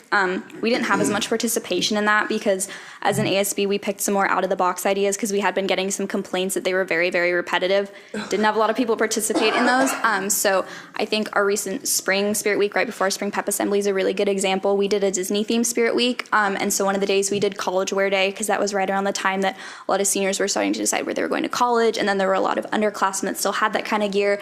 We did an Inside Out Day where people just dressed up with a color that they thought represented their emotions. So we've really tried to target it towards things that people would already have and would feel comfortable wearing to school. Because especially as we've been doing more of these over the years, we've had a lot of people come out and say that they don't necessarily feel comfortable dressing in something kind of outrageous or over like excessive kind of things. So just trying to make it easier for people so they don't either have to go out and buy things or that they just feel more comfortable wearing those things to school. Because it is really cool to see a lot of kids dressed up for the same activities, and then we can do activities with them in lunch and stuff. So having a lot of people easily accessible clothing items to wear. So yeah. Great, thank you. I have a question about the Black Student Union taking over the MLK Day. Was that at their request, or was that something that was maybe how was that decision made? I think it's an outstanding decision, but I was wondering what the origins of it. So we actually, that club started this year. So that was part of the decision to get it handed off to them, was that it was a brand new club and they really wanted to find ways to be more active in our student body. And the MLK Assembly is always one that, particularly just with our student demographics, it's a little bit harder for us to kind of plan just the way that it ends up. So we reached out to them and asked if they would be interested, and they pretty much took on everything. There was a little bit of communication here and there, but they did a really, really good job of they went out into the community and they brought a lot of really, really good speakers in, and we got a lot of really good feedback. So them kind of starting out in there, it was their very first year, yeah. So that's kind of how it just got handed off to them. The club started, and we kind of looked at it as an opportunity to bring a lot more people in other than just our elected ASB officers. So. And they found it fulfilling, it sounds like? That's what I've heard, yes. Okay. I feel like from the sound of it, everything that I heard, they had a really fun time doing it, and they felt really good about it afterwards too. So thank you. Yeah, that's I really appreciate how you're rethinking some of the things that you normally do just to try something different that maybe more people will participate in. I did have one question regarding, the only number that kind of jumped out at me in all your slides was the vending machine, where your actual in 17-18 was over $9,000, and then your revenue that you budgeted was $2,000. Can you explain that difference? Yeah. I remember, the specific wise, I remember last year, the actual revenue from last year to this year did decrease a lot. I can't remember exactly. I'm pretty sure the funding ended up going somewhere else, not specifically to ASB, just because of what was being sold and how it was being sold. So it wasn't, the revenue's not specifically going to us anymore. So that's why, because we still have just as many vending machines. It's just that the revenue's being placed somewhere else that's not specifically ours anymore. Yeah. Thank you. Yes. Very good presentation, very professionally done, and I appreciate it. I also, like Student Representative Tran, like the visuals, so they that was a good turn of event. You know, I'm glad you did that.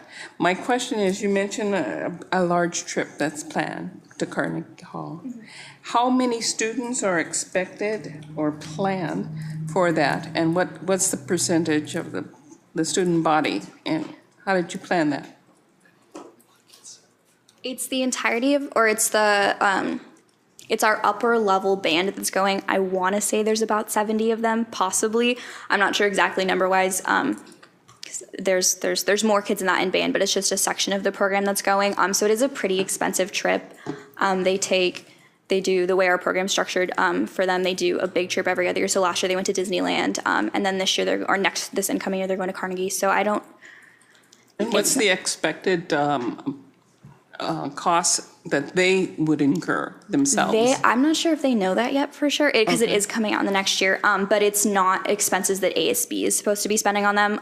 It is coming out of we have a really, really good band booster program, so a lot of the funding is going out of there, and then some of the students are paying it for themselves, but I know Miss Moffat's really, really good about doing fundraising with them too. When they did their Disneyland trip last year, they did so many fundraisers, so the out-of-pocket cost isn't terrible for the kids, and there are a lot of options for them. If they do need to come ask other programs to get funding for that, they always find a way to do it. So it doesn't ever really weigh too heavily on the kids, which is really, really great because they get a lot of really, really good opportunities through our music program. But you also plan for an expense in that category in preparing your budget, yes? Yes, because it's going to be coming into the club account. Okay. Yes. Okay, gotcha. Thank you. Are there any students from Jackson or from Everett High School who haven't been introduced? Okay. I have a question. It's on your revenue distribution slide. And I'm just curious, who actually makes the decision as to the revenue distribution? Is it all of the ASB officers from all classes, or is it just, oh wait, I'm sorry. ASB officers are just at the senior level, right? Senior and junior level. Yeah, it's not different than class. Yeah, it's not the class. Let me start over. Who makes the decision? Who specifically makes those distribution decisions? In terms of, can I switch to the slide? Is it? Yeah. Okay. So, number 14. Okay. It's going. It's going. Oh, this one? Yeah. That one? Oh, that's just where the income is coming from. Oh, wait, no. Slide 14. 14. Yeah. Oh, now I get what you're saying. Do you want to talk about that? Okay. Okay. So the way that our ASB class is structured, we meet 0 periods. So there's the 7 members of our executive board, and then we have 20 class officers. So it's that whole team of 27 that ends up making the decision. So it is, okay. It is everyone, all yeah. the class officers. So you've got a large group of people Yes. making these decisions. Yes. Can you talk about some of the challenges that you faced, or maybe a specific situation in deciding a revenue distribution decision? Yeah, which I also want to clarify, these two are both very new to ASB this year, so some of the stuff we're talking about, they haven't been here the whole year, so it's not, they're doing good, yeah.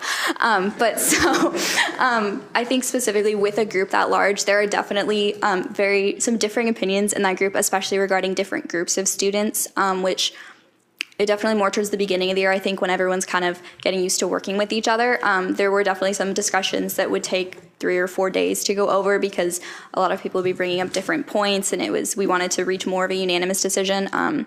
I can't think of one specifically this year. There hasn't been anything super, super decisive that I can remember, at least fund-wise. But that is definitely something, having that group of 27 people, just facilitating that discussion and making sure that everybody's voices gets heard. Because especially this year, that's been something we've really been trying to value, is getting that input, because we do have such a large group of kids to fall back on from all 4 grades too, which is really nice.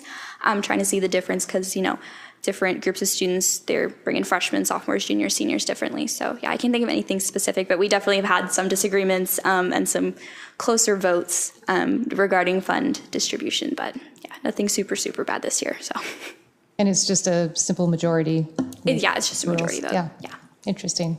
Yeah, that's a lot of decision makers to to get consensus or majority, yeah. I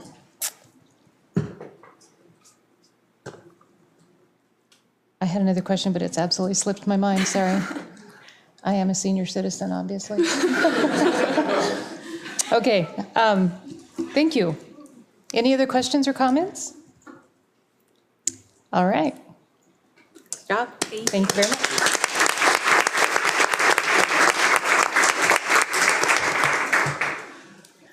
Okay, and finally, we have Jack Roy from Sequoia.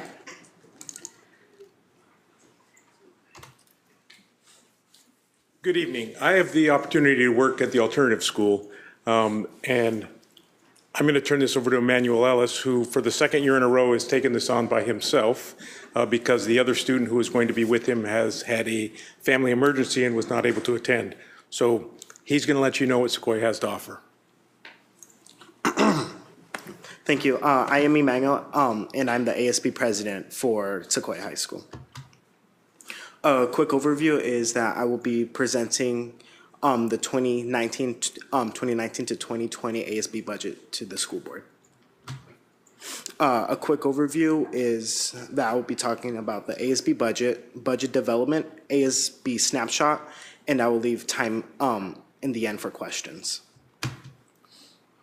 I'll now talk about the ASB budget.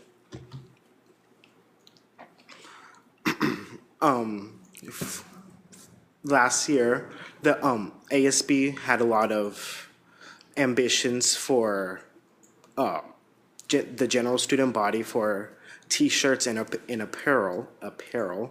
But going over and going throughout this year, we have gotten together and brought a better factual representation to what we will be receiving from it. As you can see, last year we anticipated around receiving 3,100 from them, from T-shirts and just general student body, and we have lowered that to 1,600 this year. And we have kept everything the same, except for, we've kept everything the same, sorry. The expenditures are also based off the revenues from last year, from this year, 6,100 to now next year only 2,700. And that's part from us spending less money for the general student body, such as apparels, and no longer doing the fundraising, and we will not be participating as of now in any fundraisings which we did with the YMCA this year. This is a graph of what the ASB budget was from the revenues and expenditures. In a quick breakdown, as you can see, vending machines was from the revenues, but is not part of the expenditures. And that is because we are contracted with the company for them to refill it by themselves, and us only receive a small portion of what the students are spending. The fund balance is, as you can see, from 2017 to 18 to this year, it has lowered, and we're projecting for next year to also lower that even more.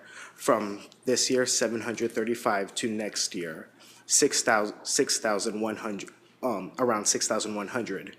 And that's part of, as we've been hearing, for us to for the schools to keep lowering the ending fund balance and spend it back to the students at the school.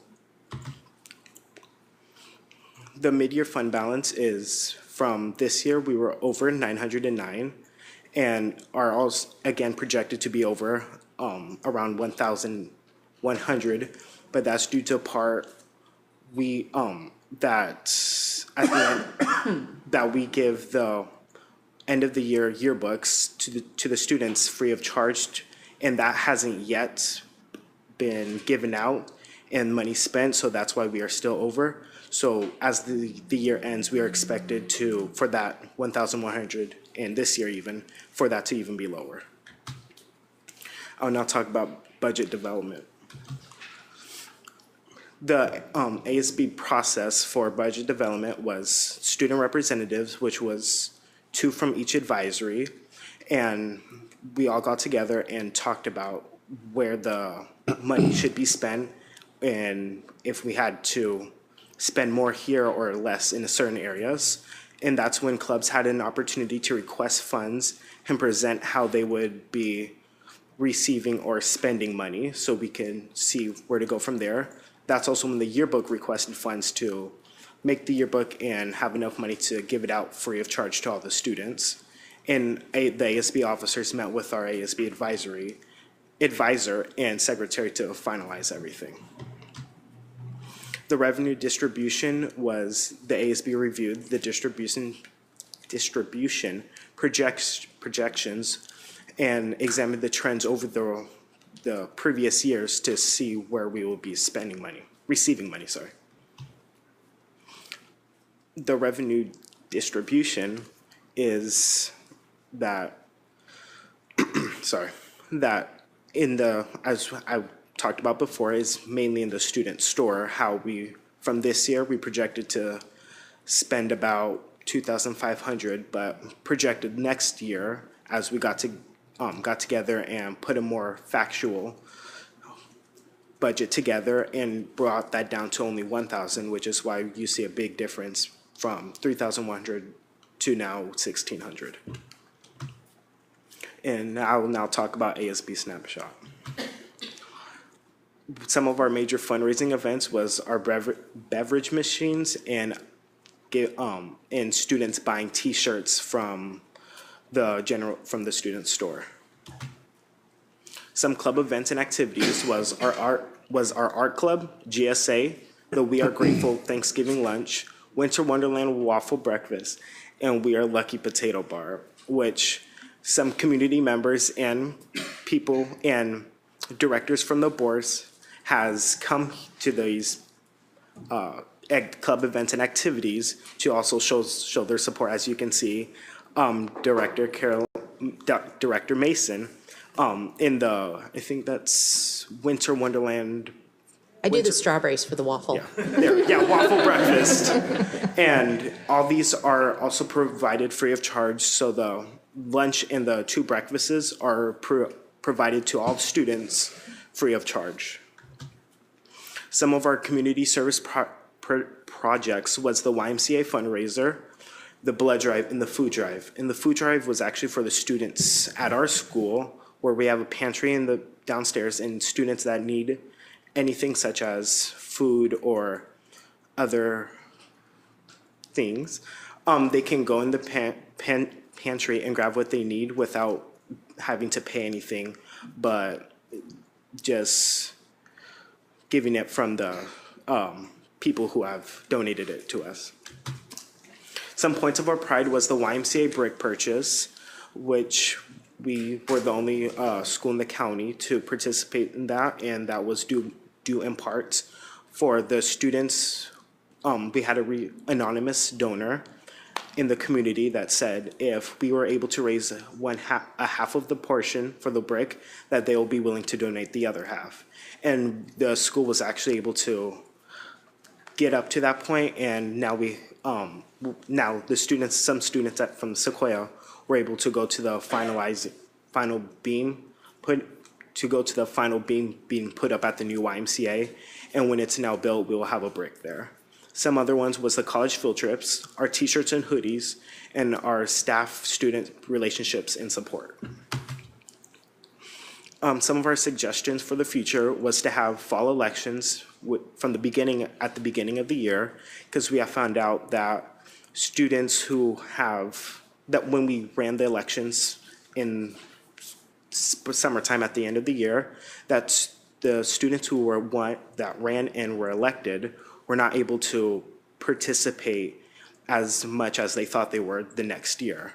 Another one was increase apparel, which is we would like to be able to give out more of our T-shirts and hoodies to our students and even if they can't really afford it.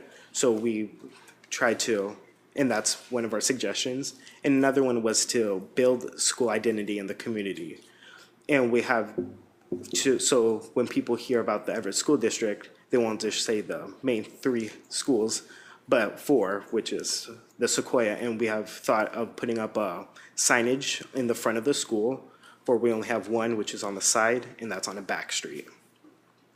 I would now like to answer any questions that the board has. Thank you, Emmanuel. Great job. I remember you were a sole presenter last year as well, so it's nice to hear from you again. Awesome. You also brought up the point that I was going to mention when I had my senior moment with the last presentation, and that was just the fact that the board has asked, not that the total budgets are reduced, but just that the fund balance comes down, which is a result of either reducing revenues or increasing expenditures. And it is a important point to make, that we just want the fund balances to decrease, not your total budgets. So thank you very much for bringing that up and reminding me what I was going to say and just completely blanked on. So I like well, first of all, the picture of the snowman on your first slide is adorable and very creative. And your point about building school identity and community, that is much needed, and yet every time I go to Sequoia, I kind of feel like it's the best kept secret around, and we want to keep it a secret. So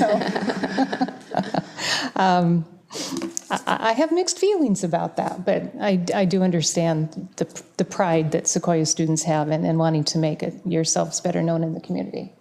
So with that, do other directors have questions? I have a comment. I just want to commend you as well for not once, but twice standing up by yourself here and presenting to the board, which is, I believe, no easy tasks, and also for providing leadership at your school. You have a school that has different dynamics than some of our other high schools, and a little bit more transition of students. And for them to, I think, see that leadership is extremely important for the folks that you represent. So thank you. Thank you. Thank you very much, Emmanuel, for your presentation. I really appreciate that. And I do want to say I like the visual as well. When you have your budget breakdown in the graphic form, and I really appreciate that too, because I can, I see graphs well. And the other thing that I am so grateful for is the comment that you made that the yearbooks are free for all students. And I appreciate that. And I remember when it was first brought up here at the board that there was a cost, and some students could not afford that. And so I'm very glad that we continue that. You mentioned you have shirts, T-shirts and hoodies that you're selling. I'd like to hear more about that as we go along, because my concern is that you want to build pride and community involvement with Sequoia. And sometimes those T-shirts and hoodies, they make a difference when students can wear them and people in the community can see them. So if there's, give us an idea of how much they're going to cost, and are students able to purchase them, next time, and let's see what, where it pans out as well. Maybe they should be free as well, so. Well, in the end, that was our utmost goal, to be able to give out either a shirt to give out a T-shirt or a hoodie to a student who would want one free of charge. But we have to fit in with our budget and be more factual. We have decided to not spend anything that we're not for sure we will receive. We have decided to start pre-ordering them for the students who are willing to pre-purchase the shirts and hoodies. And which is why 2017 to 18, that was the first time in a few years we had apparel at the school. And for this year, we projected to go big with a lot more shirts, a lot more hoodies. But but the ASB, the ASB in the school were not able to commit to that general projection of spending and doing that for all the students. So that's why we have decided to spend down revenues and start pre-purchasing the hoodies. But in the end, that was our goal, to give at least all the students either one shirt or one hoodie. Thank you. Thank you for your presentation. It was very thorough. I may have just missed it. The non-ASB funds on slide 4 and 5, was that the $2,000 that went all the way down to 0? Was that all T-shirts and apparel? Was 3 and 4? 4 and 5. Oh, 4 and 5, sorry.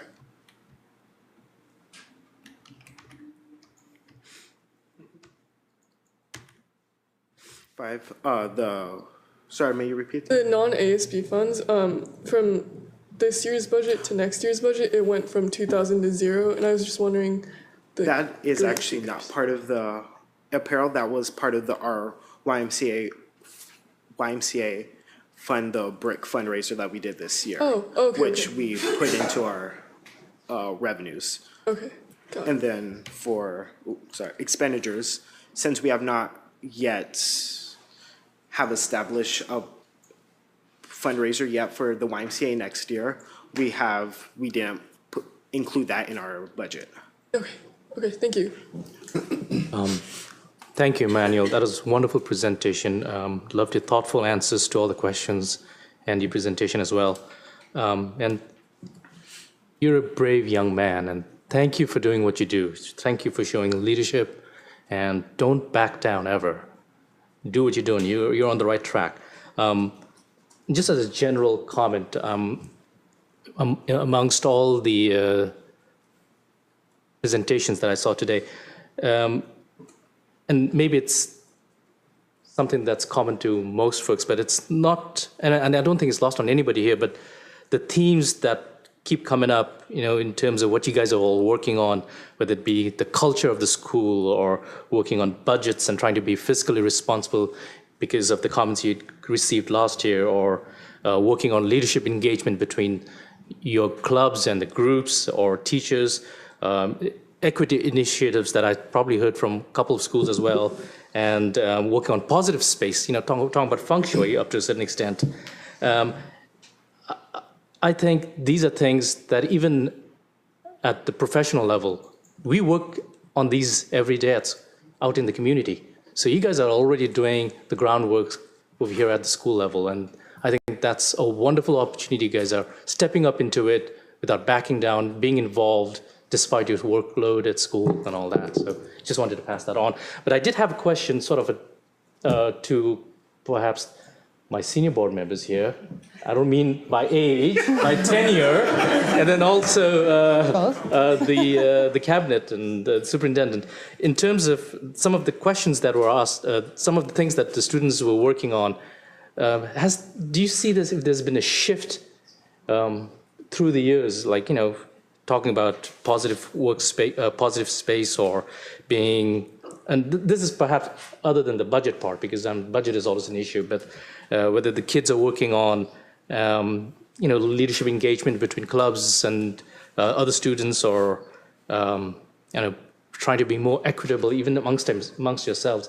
Has that always been the conversation, or is this something? I'll answer. I think it's always been the conversation, and it's one of the reasons why I love these presentations, because it gives us insight into what's really happening in our schools. And I would say that I think it changes over time. There's definitely an evolution to it, but I just think that we have some of the most amazing students, and they are thinking about and looking after other students, and that always, to me, comes through in these presentations, which is why I love them so much. So. And I would just like to say, outstanding job being up here by yourself. You've heard that over and over again. And so thank you for being here. And I appreciate your comment about us remembering that we do have 4 high schools, that we do struggle with that sometimes when we refer to 3 comprehensive high schools, and we're looking for our 4th high school when you are our 4th high school. And that we do struggle too, because kids are assigned to where they live, be it Jackson, Cascade, or Everett, and your school is an outstanding school of choice for many students, happenstance for many students, life for many students. And it is how do we as a board, how do we as leadership, our 3 comprehensive high schools and Sequoia, we're looking for our 4th comprehensive high school to join Sequoia. How do we call you out? Because as Dr. Cohn said, you stand above every school that's like yours.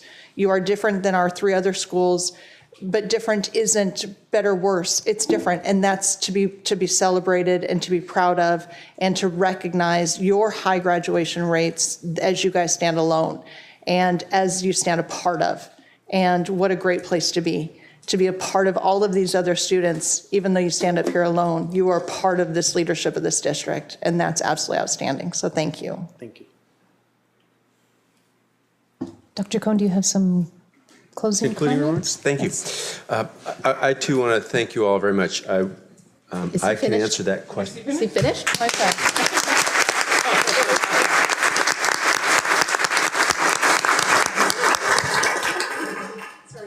No, that's perfectly fine. I would answer that question as well, maybe slightly differently. Over the 10 years now that I've been observing these, they have dramatically improved. The depth to which the students are analyzing their budgets and having conversations with board members, and the preparation work that they do, and the thoughtfulness with which they've put together these presentations, I think has improved over the decade that I've been observing them.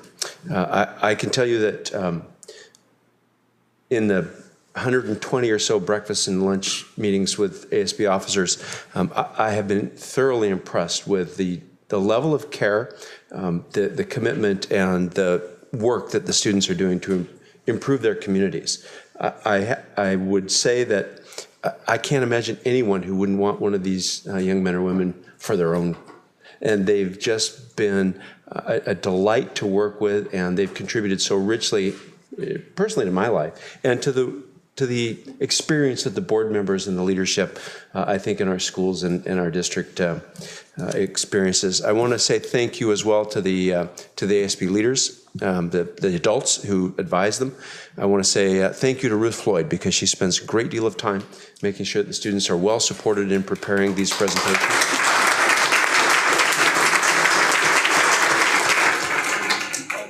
I want to say thank you to Robert Polk, who, after my first round of presentations in the district, came in and had a little bit of a sit down with me about what a presentation needed to look like in front of the school board. And it has been absolutely wonderful ever since then. So what I'd really love to do is be able to, we're about 1 minute off our schedule tonight. I'd like to be able to have the students come forward, shake your hands, maybe get a picture with all the ASB officers with you, and then you can take your 15-minute break. Would that work? Can we do that? Fantastic. Thank you very much. Let's go ahead and get right down here in front.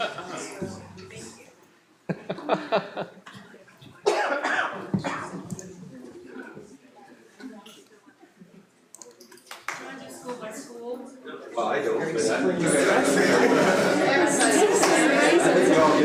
I don't like Cascade. See you next year.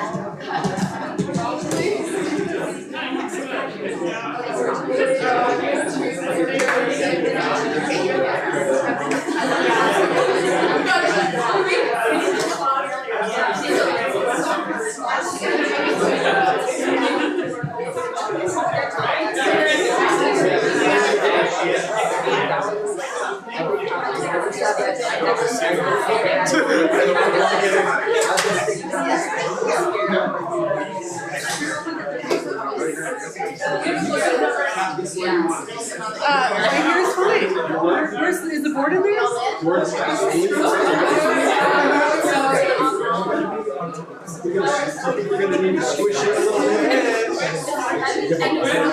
Pam and Diane, you gotta squish a little. I can't see you too. Can't see you? Okay, there we go. Ready? Everyone up here, smile. 1, 2, 3. Okay, we're gonna take a couple. There we go. Hey, before you go, let's get the advisors up here too. Come on, advisors.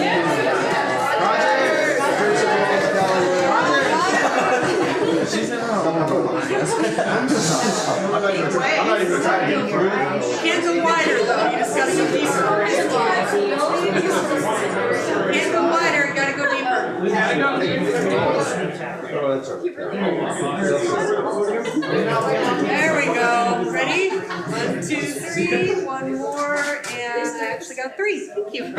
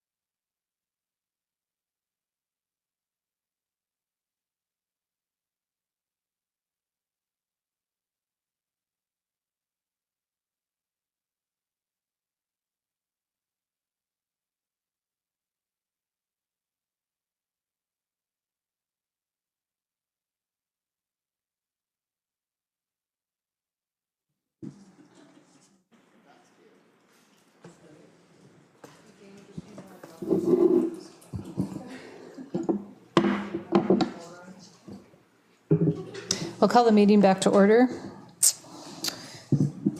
and move to section 10.02, Board 2819 Annual Goals Progress Report. Thank you very much. We have for you a draft of your mid-year progress report on the goals that you've established for yourselves. We ran them to you in the Friday report and collected a little bit of conversation from a few of you, and I think I'd like to know what you'd like changed in either the colorful representations of your progress or the descriptions of what you're doing. I think as you recall, the cabinet works on this a bit and analyzes the extent to which we think you're accomplishing the work. Ultimately, it's my responsibility to place a color on there and finish the project and give it to you. You've been through this several times since we put this format together, so really the question tonight is, what, if anything, should we change before we put it up on the website as your mid-year report?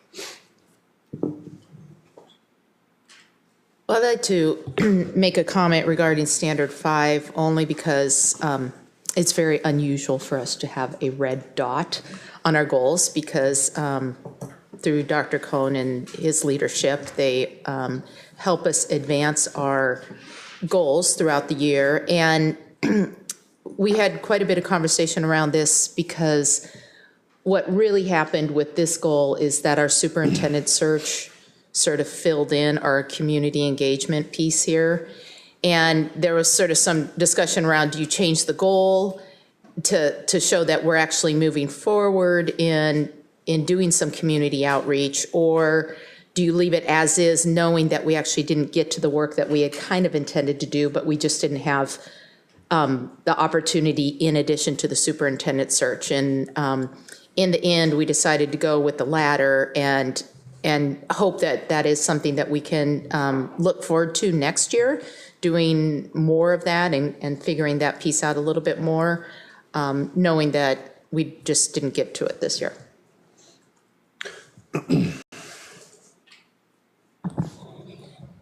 I do like that because, I mean, especially for our community engagement, two of our things that we did do was form those two committees with the bond development and the redistricting of the high schools, and sort of allowing them to do some of our work to bring reports back to us. And we have been meeting a lot as we're talking about the superintendent search.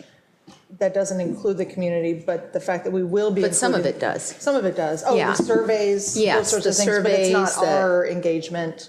Well, it is kind of our engagement because it's our decision about the board. So it is, but it's not us in the community at the moment. So it's, yeah. And I think that that's where I have been, everybody I speak to, the Wednesday after Memorial Day, that'll be our time to really figure it out. And then next year, bringing that new superintendent into the fold and bond, if there is one, really getting back, doing the work again. So I think we're working on it.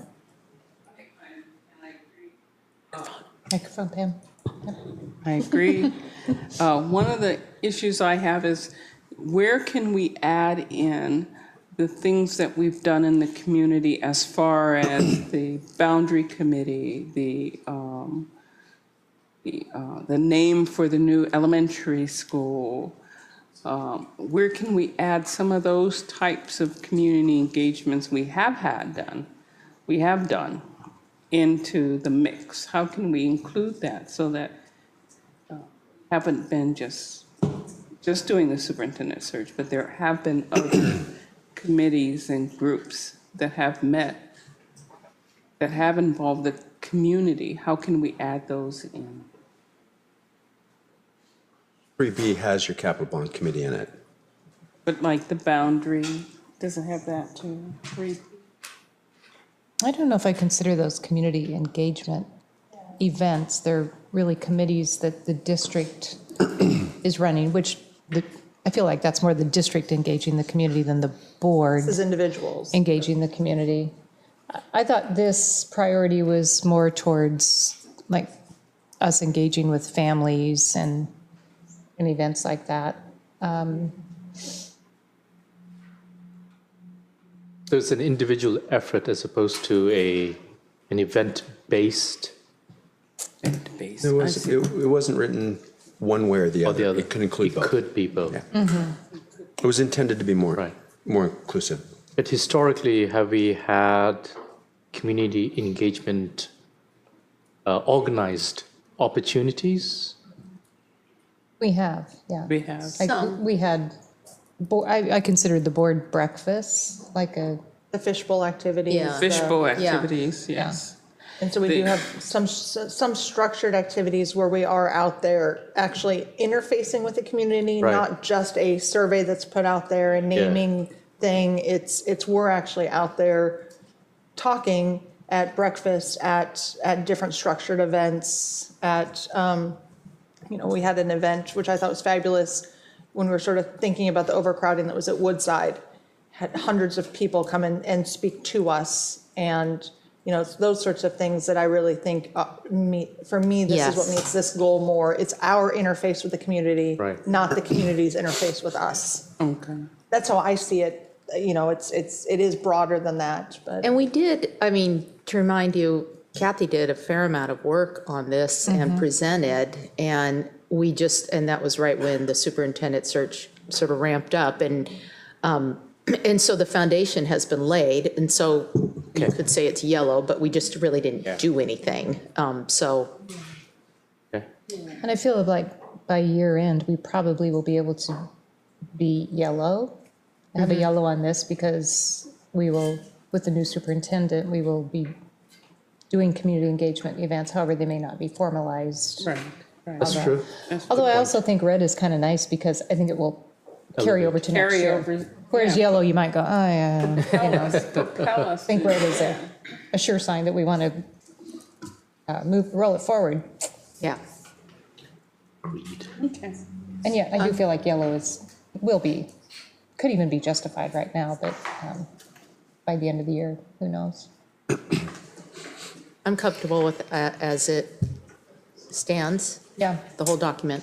I have a quick question though, really, for 3D, monitor growth of STEM CTE. It's a yellow. A lot of those things have happened. Is there more that needs to be done, or that is planned for the end of the year? Yes. Well, You'll have a study session, work session. your major, you did the visit to the skill center, but your major study sessions were delayed and combined to the end of the year, so we're not done with that. Thank you.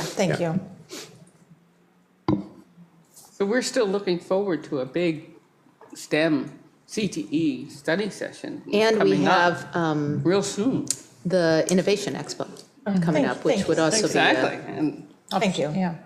Yeah, as long as those are well executed, you'll get a green out of it, I'm sure.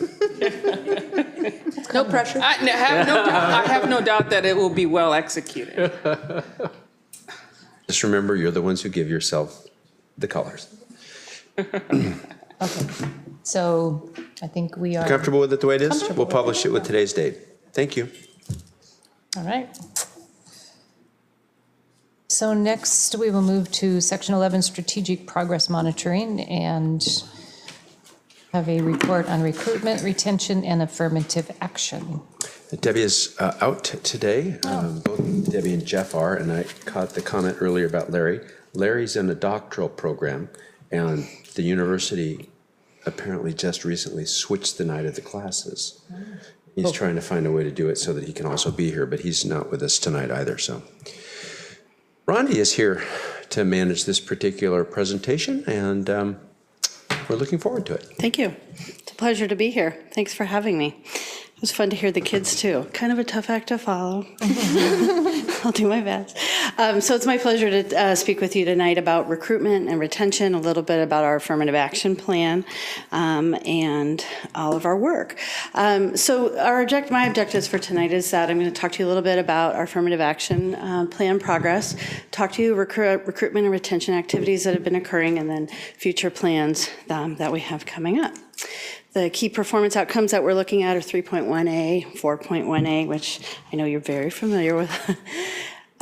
So I want to get right into the meat of our presentation, which is our affirmative action process or progress. Every 5 years, you may recall, for the veteran, not senior Director Andrews, but veteran board members. Every 5 years, we have a deep analysis that we conduct to inform the 5-year affirmative action plan renewal. My retiring colleague, Carol Stoltz, brought that for your approval last spring. So I have some updated numbers and just some measurement statistics. So the full analysis that we do every 5 years measures 4 different employee subgroups. Those, so 3 of the subgroups are listed on the screens in front of you. These are the ones where we had fallen short statistically around expected utilization. The 4th category that's not listed here is females in certificated and professional technical positions. We have many females in both of these subgroups, so it's not an area of underutilization. So just for some background, the statistically expected utilization is calculated based on the census data in Snohomish County, and a subgroup is identified as underutilized when the number of employees that we have is not equivalent to the number that should be statistically available in the region, according to census data. So the focus on this slide, you can see classified employees underutilization categories include custodial, maintenance, security, and certificate and professional technical employees. The underutilization is K-12 teachers, administrators, and our prof tech employees. So what this table here is showing you is the interim numbers as we go through this 5-year plan. You'll see in the second column, persons underutilized. That was from our data from last year. 2018 total new hires, you can see, for example, this year we hired 13 custodial and grounds employees, and of those 13, 2 were female, and of those 13, 5 self-identified as being minorities. And there's some others, like maintenance and security. We didn't hire anybody, so there's no data to report there. But overall, our persons of color and our females in underutilized areas is growing. We're pleased with those numbers. This next slide is a workforce diversity slide. It kind of shows you some numbers. I know they're small, I apologize, over the last 3 years. And this is self-reported data of our employees as they come on board with us, or they are on board with us. And all but 2 employee groups in this data are showing a percentage of increase in the diversity within those particular employee groups. Those 2 small red circles are the nurses and service employees in the IT department, information and technology. The N number, or the total number of employees in those employee groups, is very small. So if one person leaves, it has a big statistical change. But our goal is increasing our diversity by a minimum of 2% across all of our employee groups annually. And if you see, there's more pluses than there are minuses, and that's what we want to see as we move forward. It's a positive percentage change as another metric indicating our progress towards our affirmative action goals. This table was interesting data that we were able to pull out. This is showing over the last year the number of diverse employees hired versus, and that's in the blue, versus the number of diverse employees who resigned or retired, otherwise left our employment. So you can see that the blue bars are larger than the red bars. So although we have individuals who self-identify as persons of color, the number that are coming to us is actually greater. So we like the blue. It shows more growth there as well. So I'm going to transition into talking to you a little bit about the educator shortage in the state. This is all about recruitment and filling our positions. The Professional Educator Standards Board did a very comprehensive report that they released in March of 2019, and it showed us that what their data found is that the program completers, or those that are finishing their teacher certification programs, those numbers have been flat since 2019. 2010. So for the last 9 years, there are no more individuals going into teaching. Of course, we have a plan to change that, but I'll talk about that later. But the number of students in our K-12 schools, as we know, because we're building and opening a new school, the number of students in K-12 is increasing statewide. It's particularly increasing our number of students with special needs within those numbers. So that gives us some other staffing challenges. There are some certification challenges that teacher candidates face, one of which is hopefully being alleviated, which is some of the language and testing barriers, and I'll talk about some recent legislative changes that I think are we're going to see some strong benefits of, but also the cost of tuition for certification programs can be a challenge to some individuals. And we see this across the state. It's not just in Everett that we're seeing this shortage. The state has more than tripled their issuance of conditional certificates, which is a variety of different ways that the state can help an individual become certified to teach in our state. The fact that it has more than tripled in the last couple of years is telling us we're in shortage mode. So locally, what does that mean for us? It means that substitute teachers are being hired to fill positions, which decreases the size of our substitute pool. And emergency certificates for substitute teachers is increasing. I just want to take a minute to talk about that. Emergency substitute certificate is available to somebody if they have a bachelor's degree. It can be in any subject, doesn't have to be in education. They fill out an application. They have to come and interview one-on-one with me, and if I deem them worthy, then we put them into training. We train them to become a substitute teacher. For those individuals, I love meeting with them one-on-one because I'm really able to identify, why are you interested in being a substitute teacher with us? And those that say, I have a passion for kids, I'm really interested in children and youth, let me talk to you about teacher certification programs. Get the hook in right then. So last year we requested 21 emergency certificates. This year, 31. So you can see that that number is increasing. Many of these individuals come to us. They are parents in our community. I put notices in the PTA newsletters, and they find out about programs. I always ask them, how'd you find out? And they say, oh, well, my child's teacher said, you've been volunteering in here. You might get paid for this. I appreciate my recruiters out in the field there. So those are some of our locally, some of our shortage issues, but we have some solutions. The strategic planning that the school district does is just unbelievable. It helps us with our looking forward. We look at some career-connected learning starting in high school. There's programs for students in the high schools that gives them opportunities to learn about the job of being a teacher, to get some experience working with other students besides their classmates. And we're hoping to grow that across our 4 high schools. There's alternative routes. Those are growing in the state. Those are for career changers, for folks that are coming from a variety of backgrounds. Debbie Kovacs last Tuesday talked to the board during our study session about several of these. So I won't go into those in depth, but just knowing that I'm referencing some of those programs. But there is some help from the legislature. The Professional Educator Standards Board introduced legislation to remove testing barriers. That was House Bill 1621. You can see Governor Inslee signing that bill in this photo. What this does is it removes the testing requirements for teachers or candidates rather that are interested in going into a teaching program. We're hoping that that is really going to eliminate some of the barriers that folks who are not native English speakers or who come from backgrounds of poverty, this may help them get into programs and use their expertise.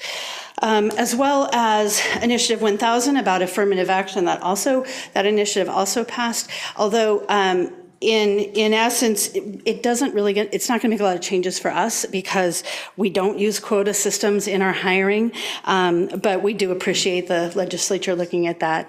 And then also WASDA's legislative position on policy, on scholarship and certification. Your policy, your organization has set policy and has taken position, and that is helping to alleviate some of these shortages. So thank you. Now we know we have a shortage, so now we need to go find our teachers.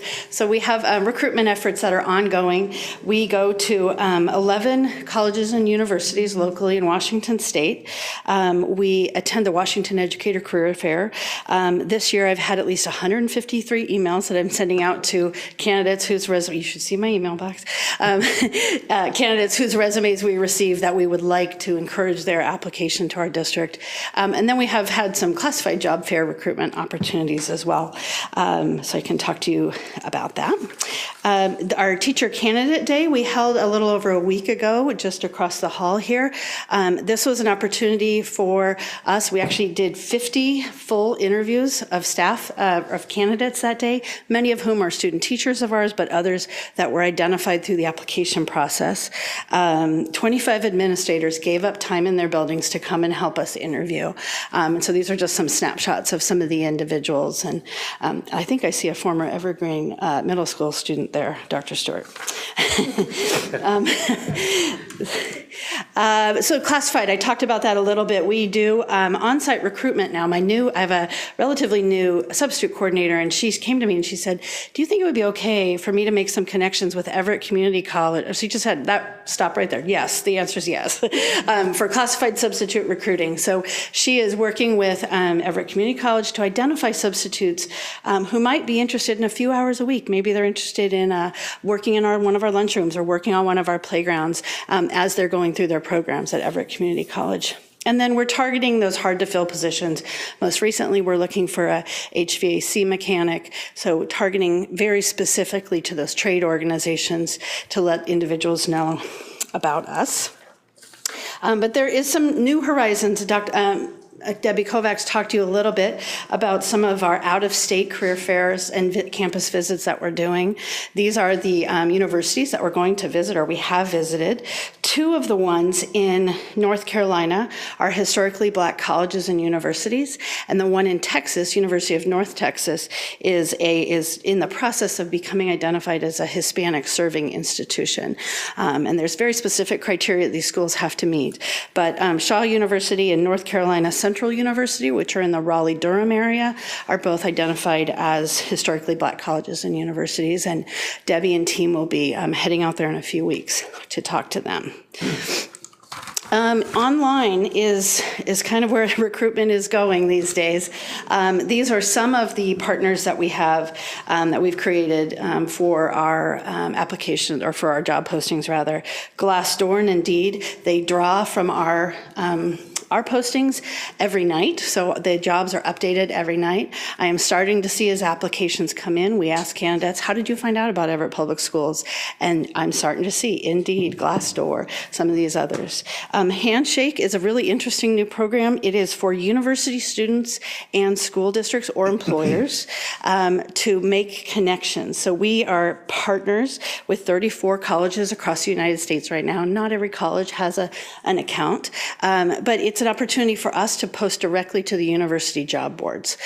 So for when students are looking at graduating or looking for jobs, they can go on their university job board and see Everett Public Schools postings. And then LinkedIn is a social media or professional media that we are getting into. We're utilizing their free service right now, but Debbie and I have had some deep conversations about, is it time to take that financial membership jump and start really recruiting in that manner. So we're pleased with that. I think today actually I just attended a recruiting event at the Everett Herald just across the street here, and they were talking about some other social media. So guess what I'm going to do tonight. So retention, we've hired our teachers. Most of them stick around. Our 5-year rate is 87.8%, which is a very strong retention rate for our teachers. Some of those staff that are in that percentage, the absent percentage, I guess, they're on 1-year contracts. They're filling in for somebody who is on a leave of absence or is away from work for a year. So that's why it's not at 100%. But we know every year now as the retention or retirements and those things are coming in, folks tell us the same thing. And I think I say it every year to you when I talk to you, is that there's 3 reasons that folks leave Everett Public Schools. They retire, they leave because of medical or family reasons, or they leave to go to other industry. We do not see our staff leaving, our teachers leaving to go work in other school districts, unless they're going back east or overseas, for example. So that's a very strong retention rate. I'm very proud of that. And I think that has everything to do with the leadership and the programs in our schools. You may have heard about a new program called Landed. Landed is a startup company out of San Francisco that helps educators with a down payment on their home. And Everett School District has, we talked with Dr. Cohn and some others, and we decided let's look into this a little bit further.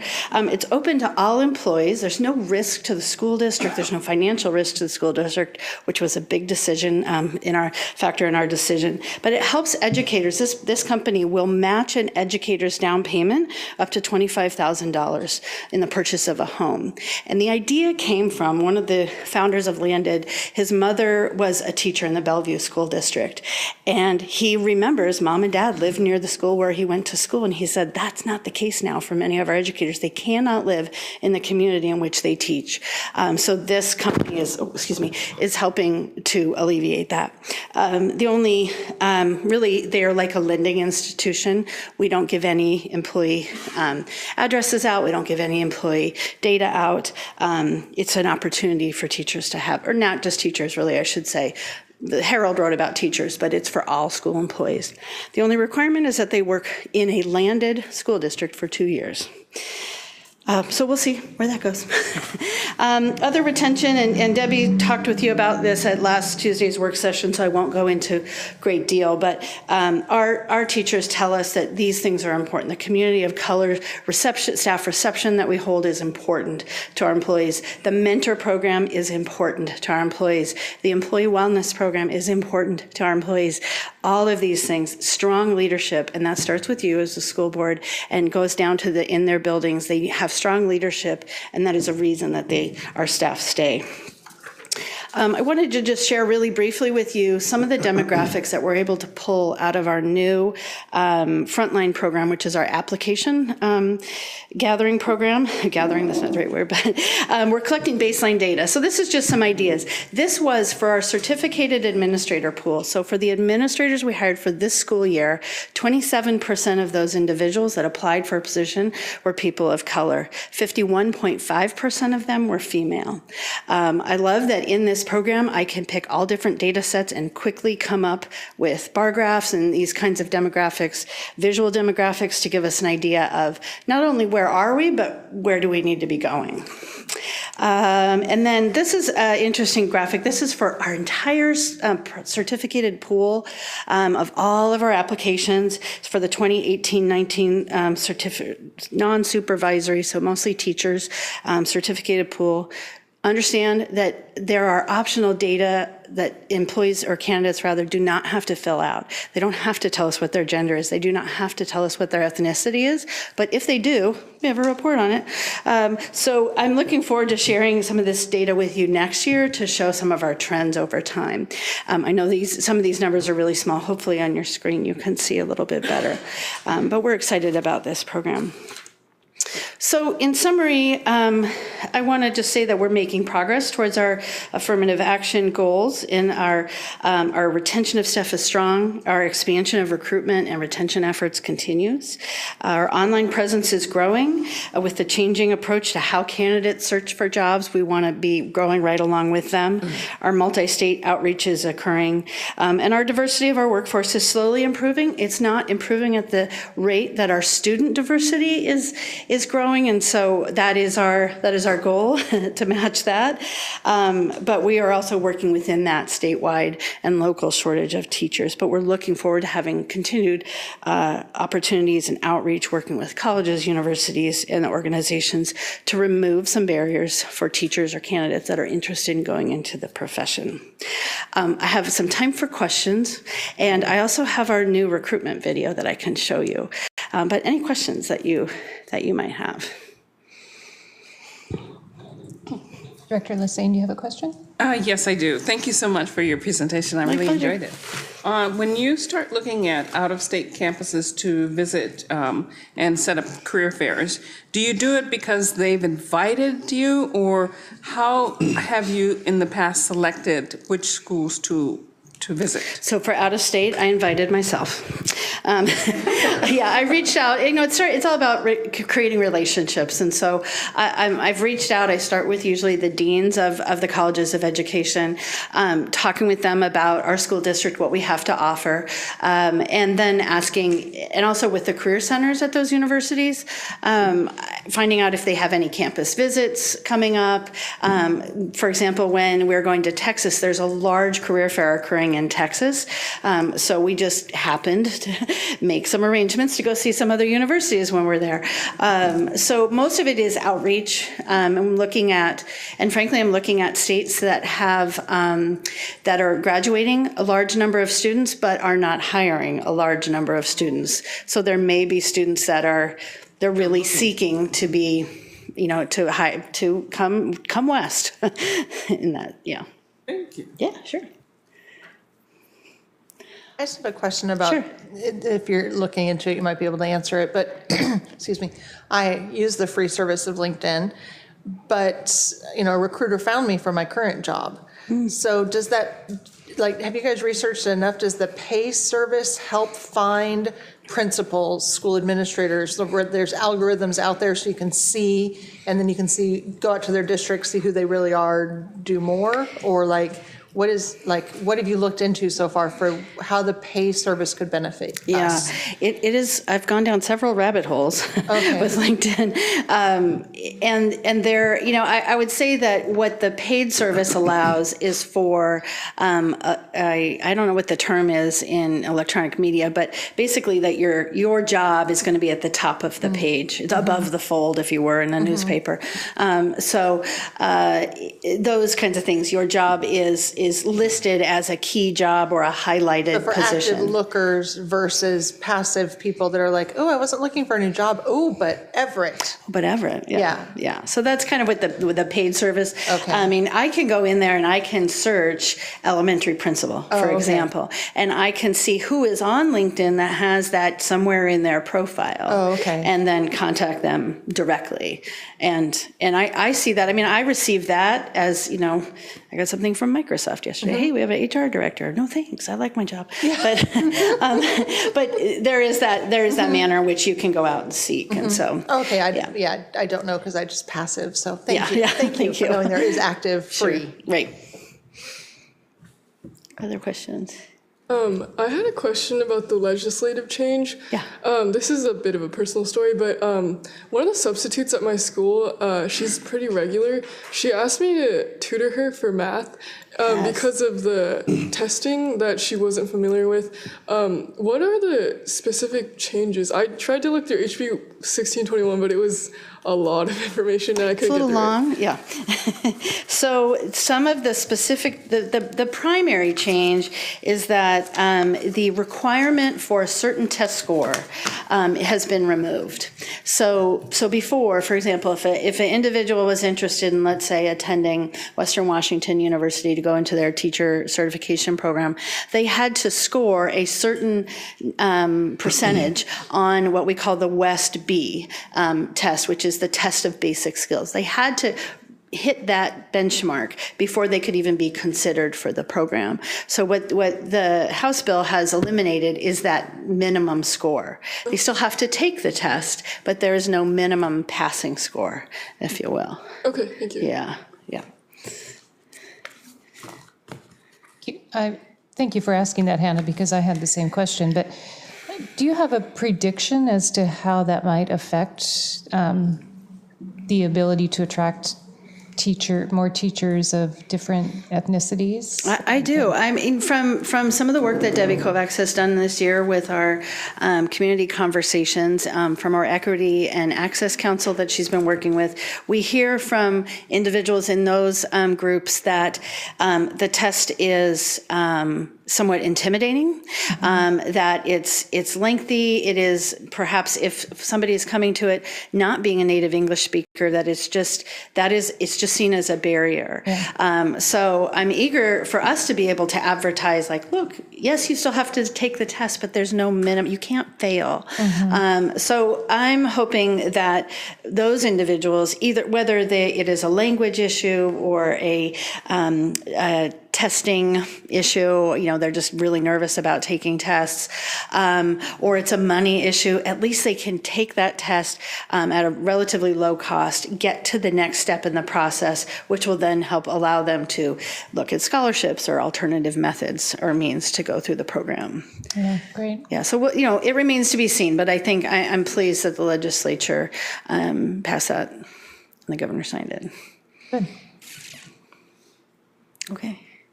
Any other questions? Do you think that the emergency certificates for substitute teachers,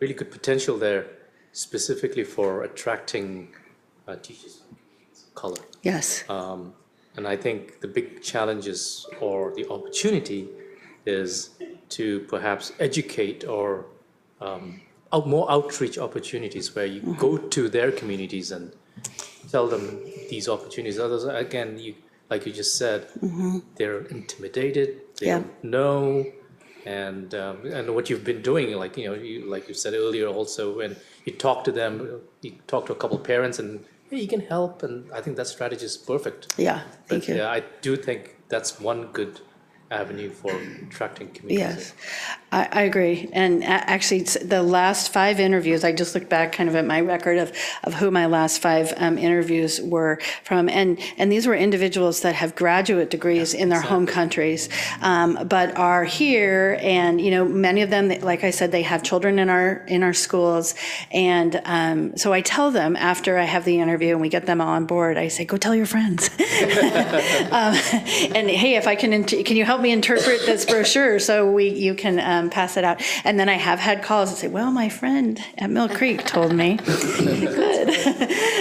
So yeah, it is. I think as we have more and more of these individuals in our schools, that our parents, our community will start to see, oh, I recognize that person from my community, from my religious organization. Wow, they can do this, so can I. Yep. So if we have a few minutes, I'd like to show you our new recruiting video. Yes, please. Okay, good. And Jared said he'd help me if it doesn't work, but I think it will.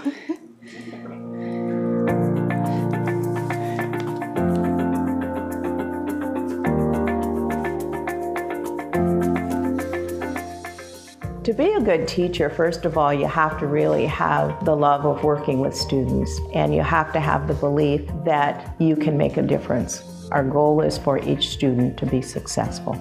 It really requires teachers that are creative, flexible, responsive to the needs of students, and really observant, because we want to make sure that all students are involved in the learning process.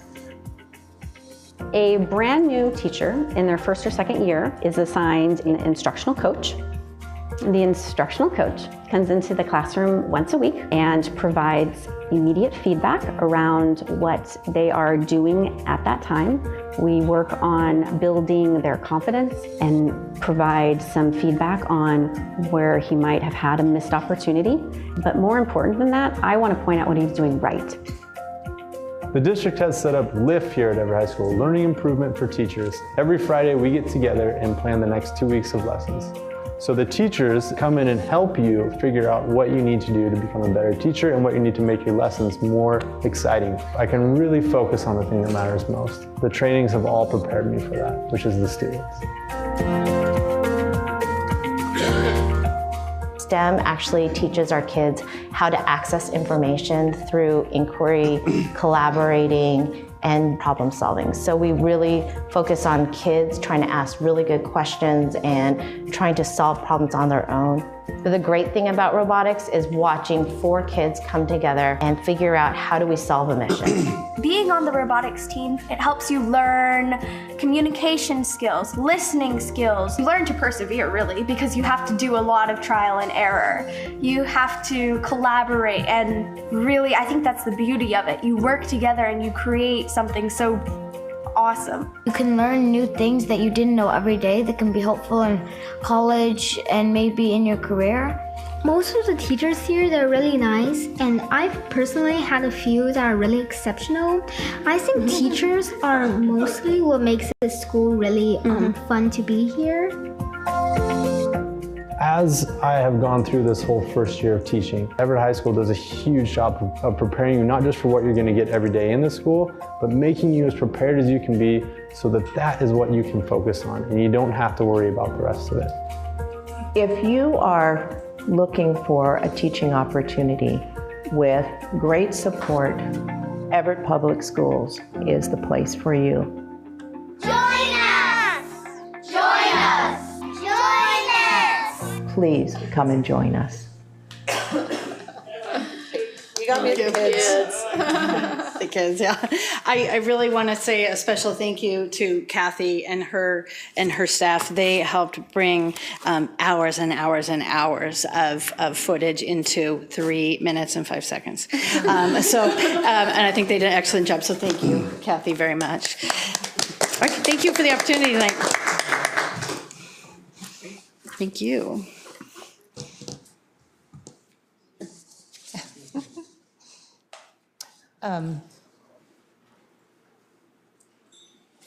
So the next section for you is new business. You have 5 first reading policy drafts. Now, I think tonight we're going to give you a choice and you decide how you'd like to do this. Choice number 1 is Sarah, who's served on the committee with Larry and company, is ready to provide you policy summaries of these materials, and you can ask her policy-related questions if you have any, but not for her legal opinion on any of this because we are not in executive session. So we don't want to be doing anything that would breach the privilege. The alternative is you can, in one fell swoop, postpone all of them until Larry is back with us at the next regular meeting.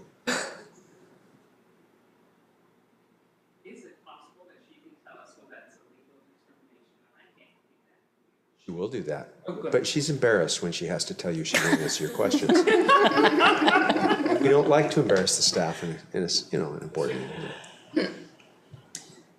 Well, because we understand the rule behind it, I think I would vote for moving ahead. Policies. Okay. Okay. Beautiful. Here we go. Yeah, Great. So do I need to pull these up on the screen, or do you have them on your screen? We have them. They have them. Okay. Yeah. The first policy we have tonight are revisions to policy 3115, which is education for homeless students. These revisions are provided for the board's consideration to comply with the requirements of the McKinney-Vento Homeless Assistance Act. And these revisions were made in response to feedback received from OSPI after completing their comprehensive program review of the district this year. These revisions have been reviewed by legal counsel and the superintendent's cabinet prior to tonight's meeting. And I'll give you a second to check those out, but if you have any questions about the policy language, I can answer those.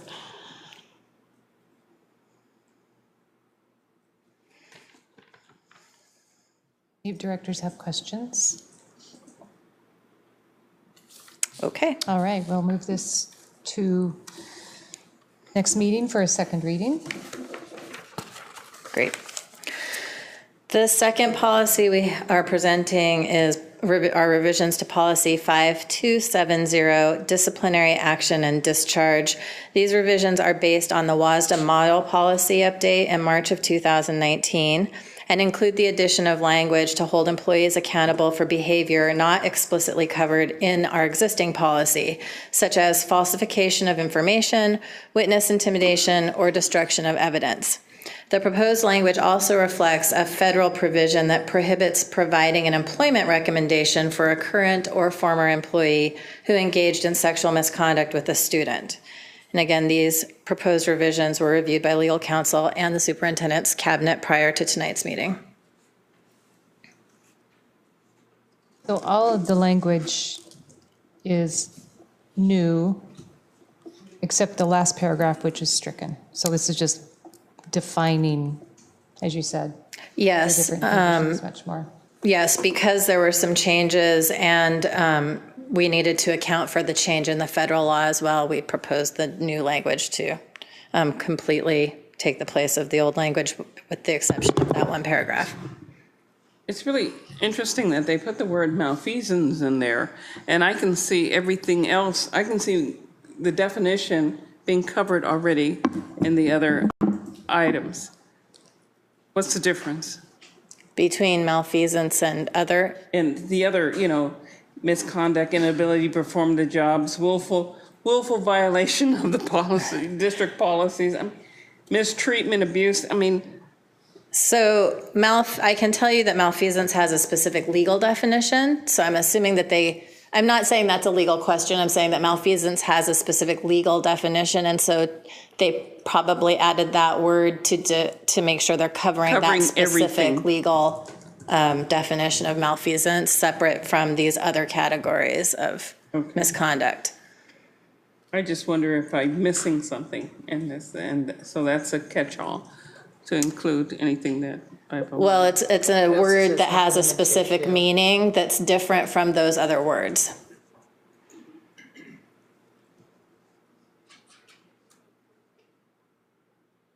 Any questions or suggested changes to this policy? No? Okay, we will move this also for second reading next meeting. Thank you. All right, the next policy being proposed for revision is policy 5320.2, illness, injury, and emergency leave. These changes are minor. While we propose deleting one word from the existing policy, the proposed revision will address the need to obtain permission for use of emergency leave when extreme weather conditions are impacting school operations. And again, this policy, proposed revisions have been reviewed by legal counsel and superintendent's cabinet prior to tonight's meeting.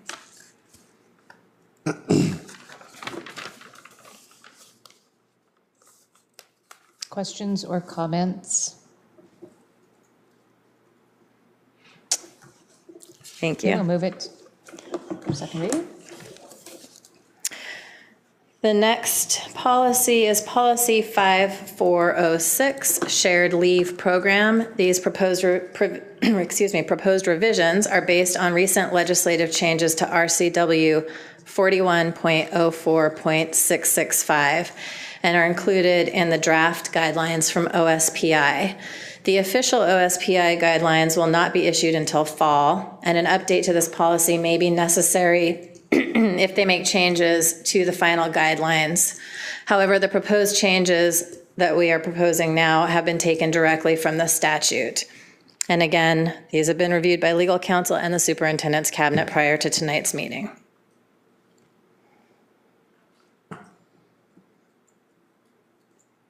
I just have one question. So the employee who are suffering from relative to a severe illness, so this calling out temporary disabled because of pregnancy is different from a severe illness, or is it just calling it out so it is more specific? So the statute differentiates pregnancy because the disability, they define a pregnancy disability in the statute specifically, which is different from a general illness, yes. Okay, thank you.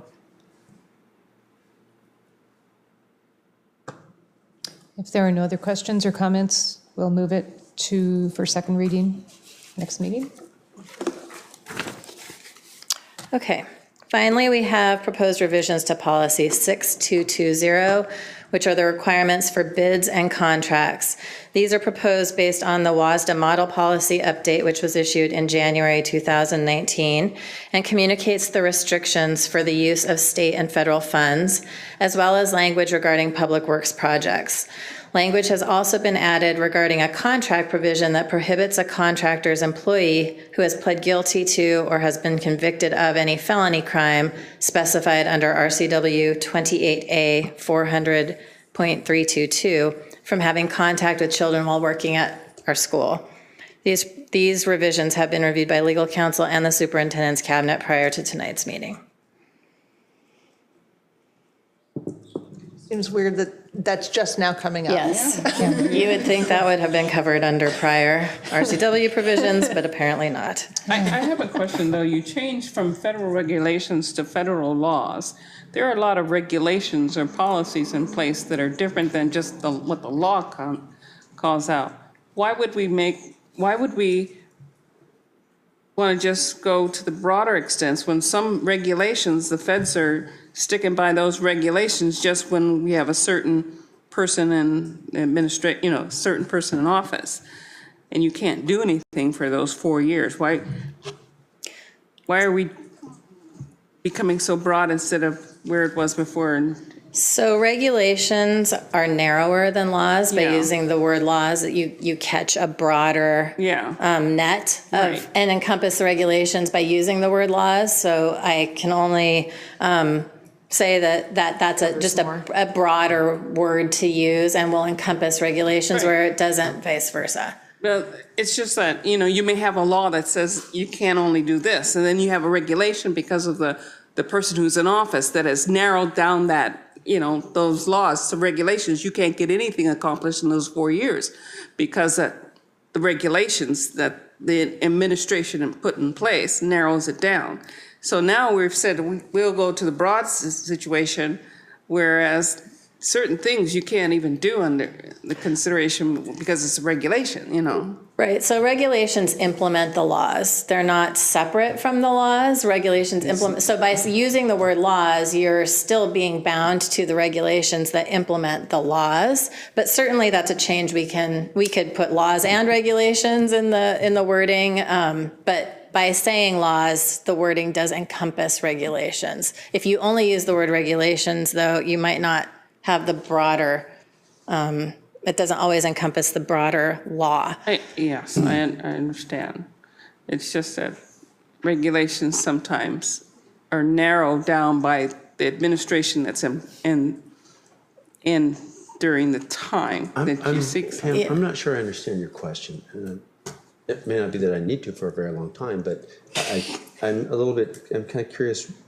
Well, it just says that, if we go to the laws, we may say, okay, fine, the law says one thing, but because of the administration who has implemented certain regulations that have to be followed, even though the law is very broad, there's certain things we're obligated for both. Not when you just say laws, because I'm sorry, I could be wrong, but we're obligated to respond to adhere to both. It doesn't, whether your policy says it or not. Okay. What your policy is saying is kind of, from my perspective, more or less what anybody would. How do I say this? The obvious. Right. When Congress, passes a law, we got to obey it. We got to obey it. When one of the agencies provides us regulations, we got to obey it. So maybe perhaps you should say regulations and laws, or laws and regulations. We can make that change. I mean, is that?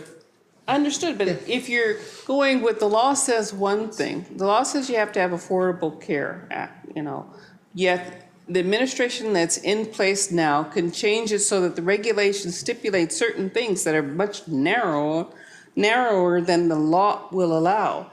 And so instead of fighting the issue and saying, well, no, the law allows us to do certain things, let's just go and say the regulations and laws say this, because the regulations will change with the administration that's in office. They will, but if the regulations apply to us, whether we like them or not, whether they're narrow or broad, we're obligated. And I will just say that because regulations are connected to a law, regulations and implement a specific law, by following the law, we are necessarily going to follow the regulations that implement that law. So that's what I'm saying. By saying that you're following the law, you are necessarily following the regulations. Implied. It's implied, yet it's not there. But it's by law. But it used to say regulations, so therefore we had to cover the regulations. But now you've changed it to the laws. This is sort of a technical piece of the language that really doesn't change whether or not your policy applies or needs to be performance. So Let's say regulations and laws. Okay. We can make that change. Okay, with that change, we'll move it for a second reading next meeting. And those are all the policies this evening. Thank you. Thank you. You did an excellent job. is that exciting or what? And moving to section 14, upcoming agenda items. Dr. Cohn? Thank you very much. You have a special meeting. 1401 describes a WASA Region 109 award ceremony, which will be held at the Golf and Country Club here, and is an annual event. And I believe 3 of you are going, which is why we have it on the special meeting calendar. 14.2 is a special meeting on the 14th. That is when you all get together with the search consultant and go through the materials and determine with that consultant who the semifinalists are going to be, who you will then interview. May 16 is a special meeting. It is Housing Hope's Stone Soup annual event. And in response to our inquiry, I believe 3 of you are going, so we're also publishing that meeting. Although, frankly, it's debatable whether or not that's a board meeting, because it's, for us, a social event. We just publish that just to cover our bases, frankly. That's why we do it. May 20 is the superintendent semi-finalist interviews to be held at a place and time that we'll identify when we publish the actual meeting. This isn't the official meeting notice. We'll do that separately, of course. And that, I believe, is pretty much an all-day activity for you all. 14.5, and remember, special meetings or regular meetings, if you don't conclude your business, may be continued to a subsequent time and place. You recess to reconvene at a certain time. We do that when we go to the national conference. Item 14.5 is regular meeting, May 21. You have 2 strategic progress monitoring items. One is progress to graduation. One is fairly quick. Quick probably isn't fair. A focused 24 credit plan update. And then you've got a slew of instructional materials first reading.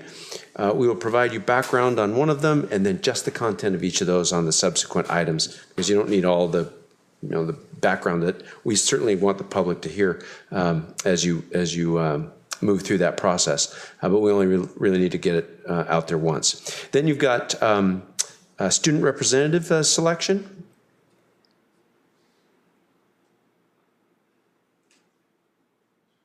Student representative selection. Who's the board member that's participating? Thank you. You've got the student representative selection. We'll bring you any recommendations for what we call an update, which means minor revisions to the strategic plan. We'll have a Housing Hope agreement on the calendar. The high school growth plan will be presented by me, and the committee members will be here as well. And you've got second reading on all the items that you've just been through. Under general operating business, you've got the traditional annual authorization to issue contracts, which means we send the teachers all of their contracts for the following year, the WIA membership, and several other items related to our capital investment program. Dr. Cohn, I have 2 questions regarding agenda items. One, I believe that the PTSA dinner is the Wednesday evening, and I just wanted to ensure that we didn't have more than 3 individuals attending, and if that needed to be a published meeting. Just where are we on who's coming to the PTSA Awards banquet? I'm going. 1, 2. Yeah, so I don't think we only had 2. I just wanted to double check. And then my second question is that we as a board had agreed to confidentiality of the individuals up until the final interviews. Correct. And how do we publish a meeting without disclosing some of that information? You don't have to disclose who you're meeting with. It's the location. You still have to disclose that. But then that compromises, the whole purpose of. Have to disclose the time, place, and date of your meetings. Does it have to be a specific location, or can it be city? It must be a specific location. Oh. We can talk about how you manage this later. There are ways to do it, and I don't think you need to spend a whole bunch of time on it now. Thank you very much. There are other aspects of that whole process that you still need to talk about, and we'll make sure that you have legal counsel to do that. Okay? Because our job is to make sure you don't get into trouble in this process. Okay? And that would be the end of the upcoming agenda items that I have on your calendar for the rest of this month, which are a lot. Is a lot. Can I ask the question, though, on the 21st, will we not be announcing at this meeting who the finalists are? It will be your choice to announce the finalists at either the conclusion of your special meeting, or you can wait to decide that at your regular meeting. That's something that you'll talk about and decide with your consultant, and certainly you will have legal advice in that process. You can do either one you'd like.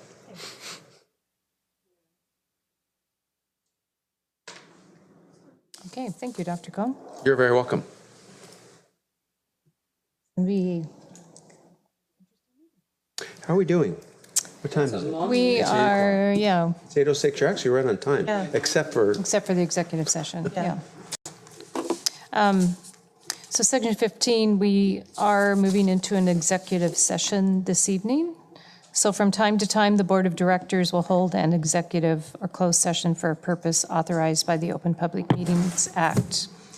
Tonight, the Board of Directors will hold an executive session to discuss with legal counsel representing the agency matters relating to agency enforcement actions, or to discuss with legal counsel representing the agency litigation or potential litigation to which the agency, the governing body, or a member acting in an official capacity is or is likely to become a party. The anticipated length of the executive session is 15 minutes, after a 5-minute recess to move to the board's conference room.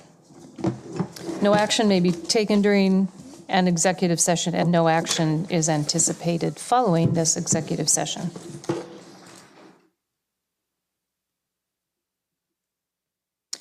So we will take this is only going into a recess. Recess to adjourn in executive session, yes. Okay.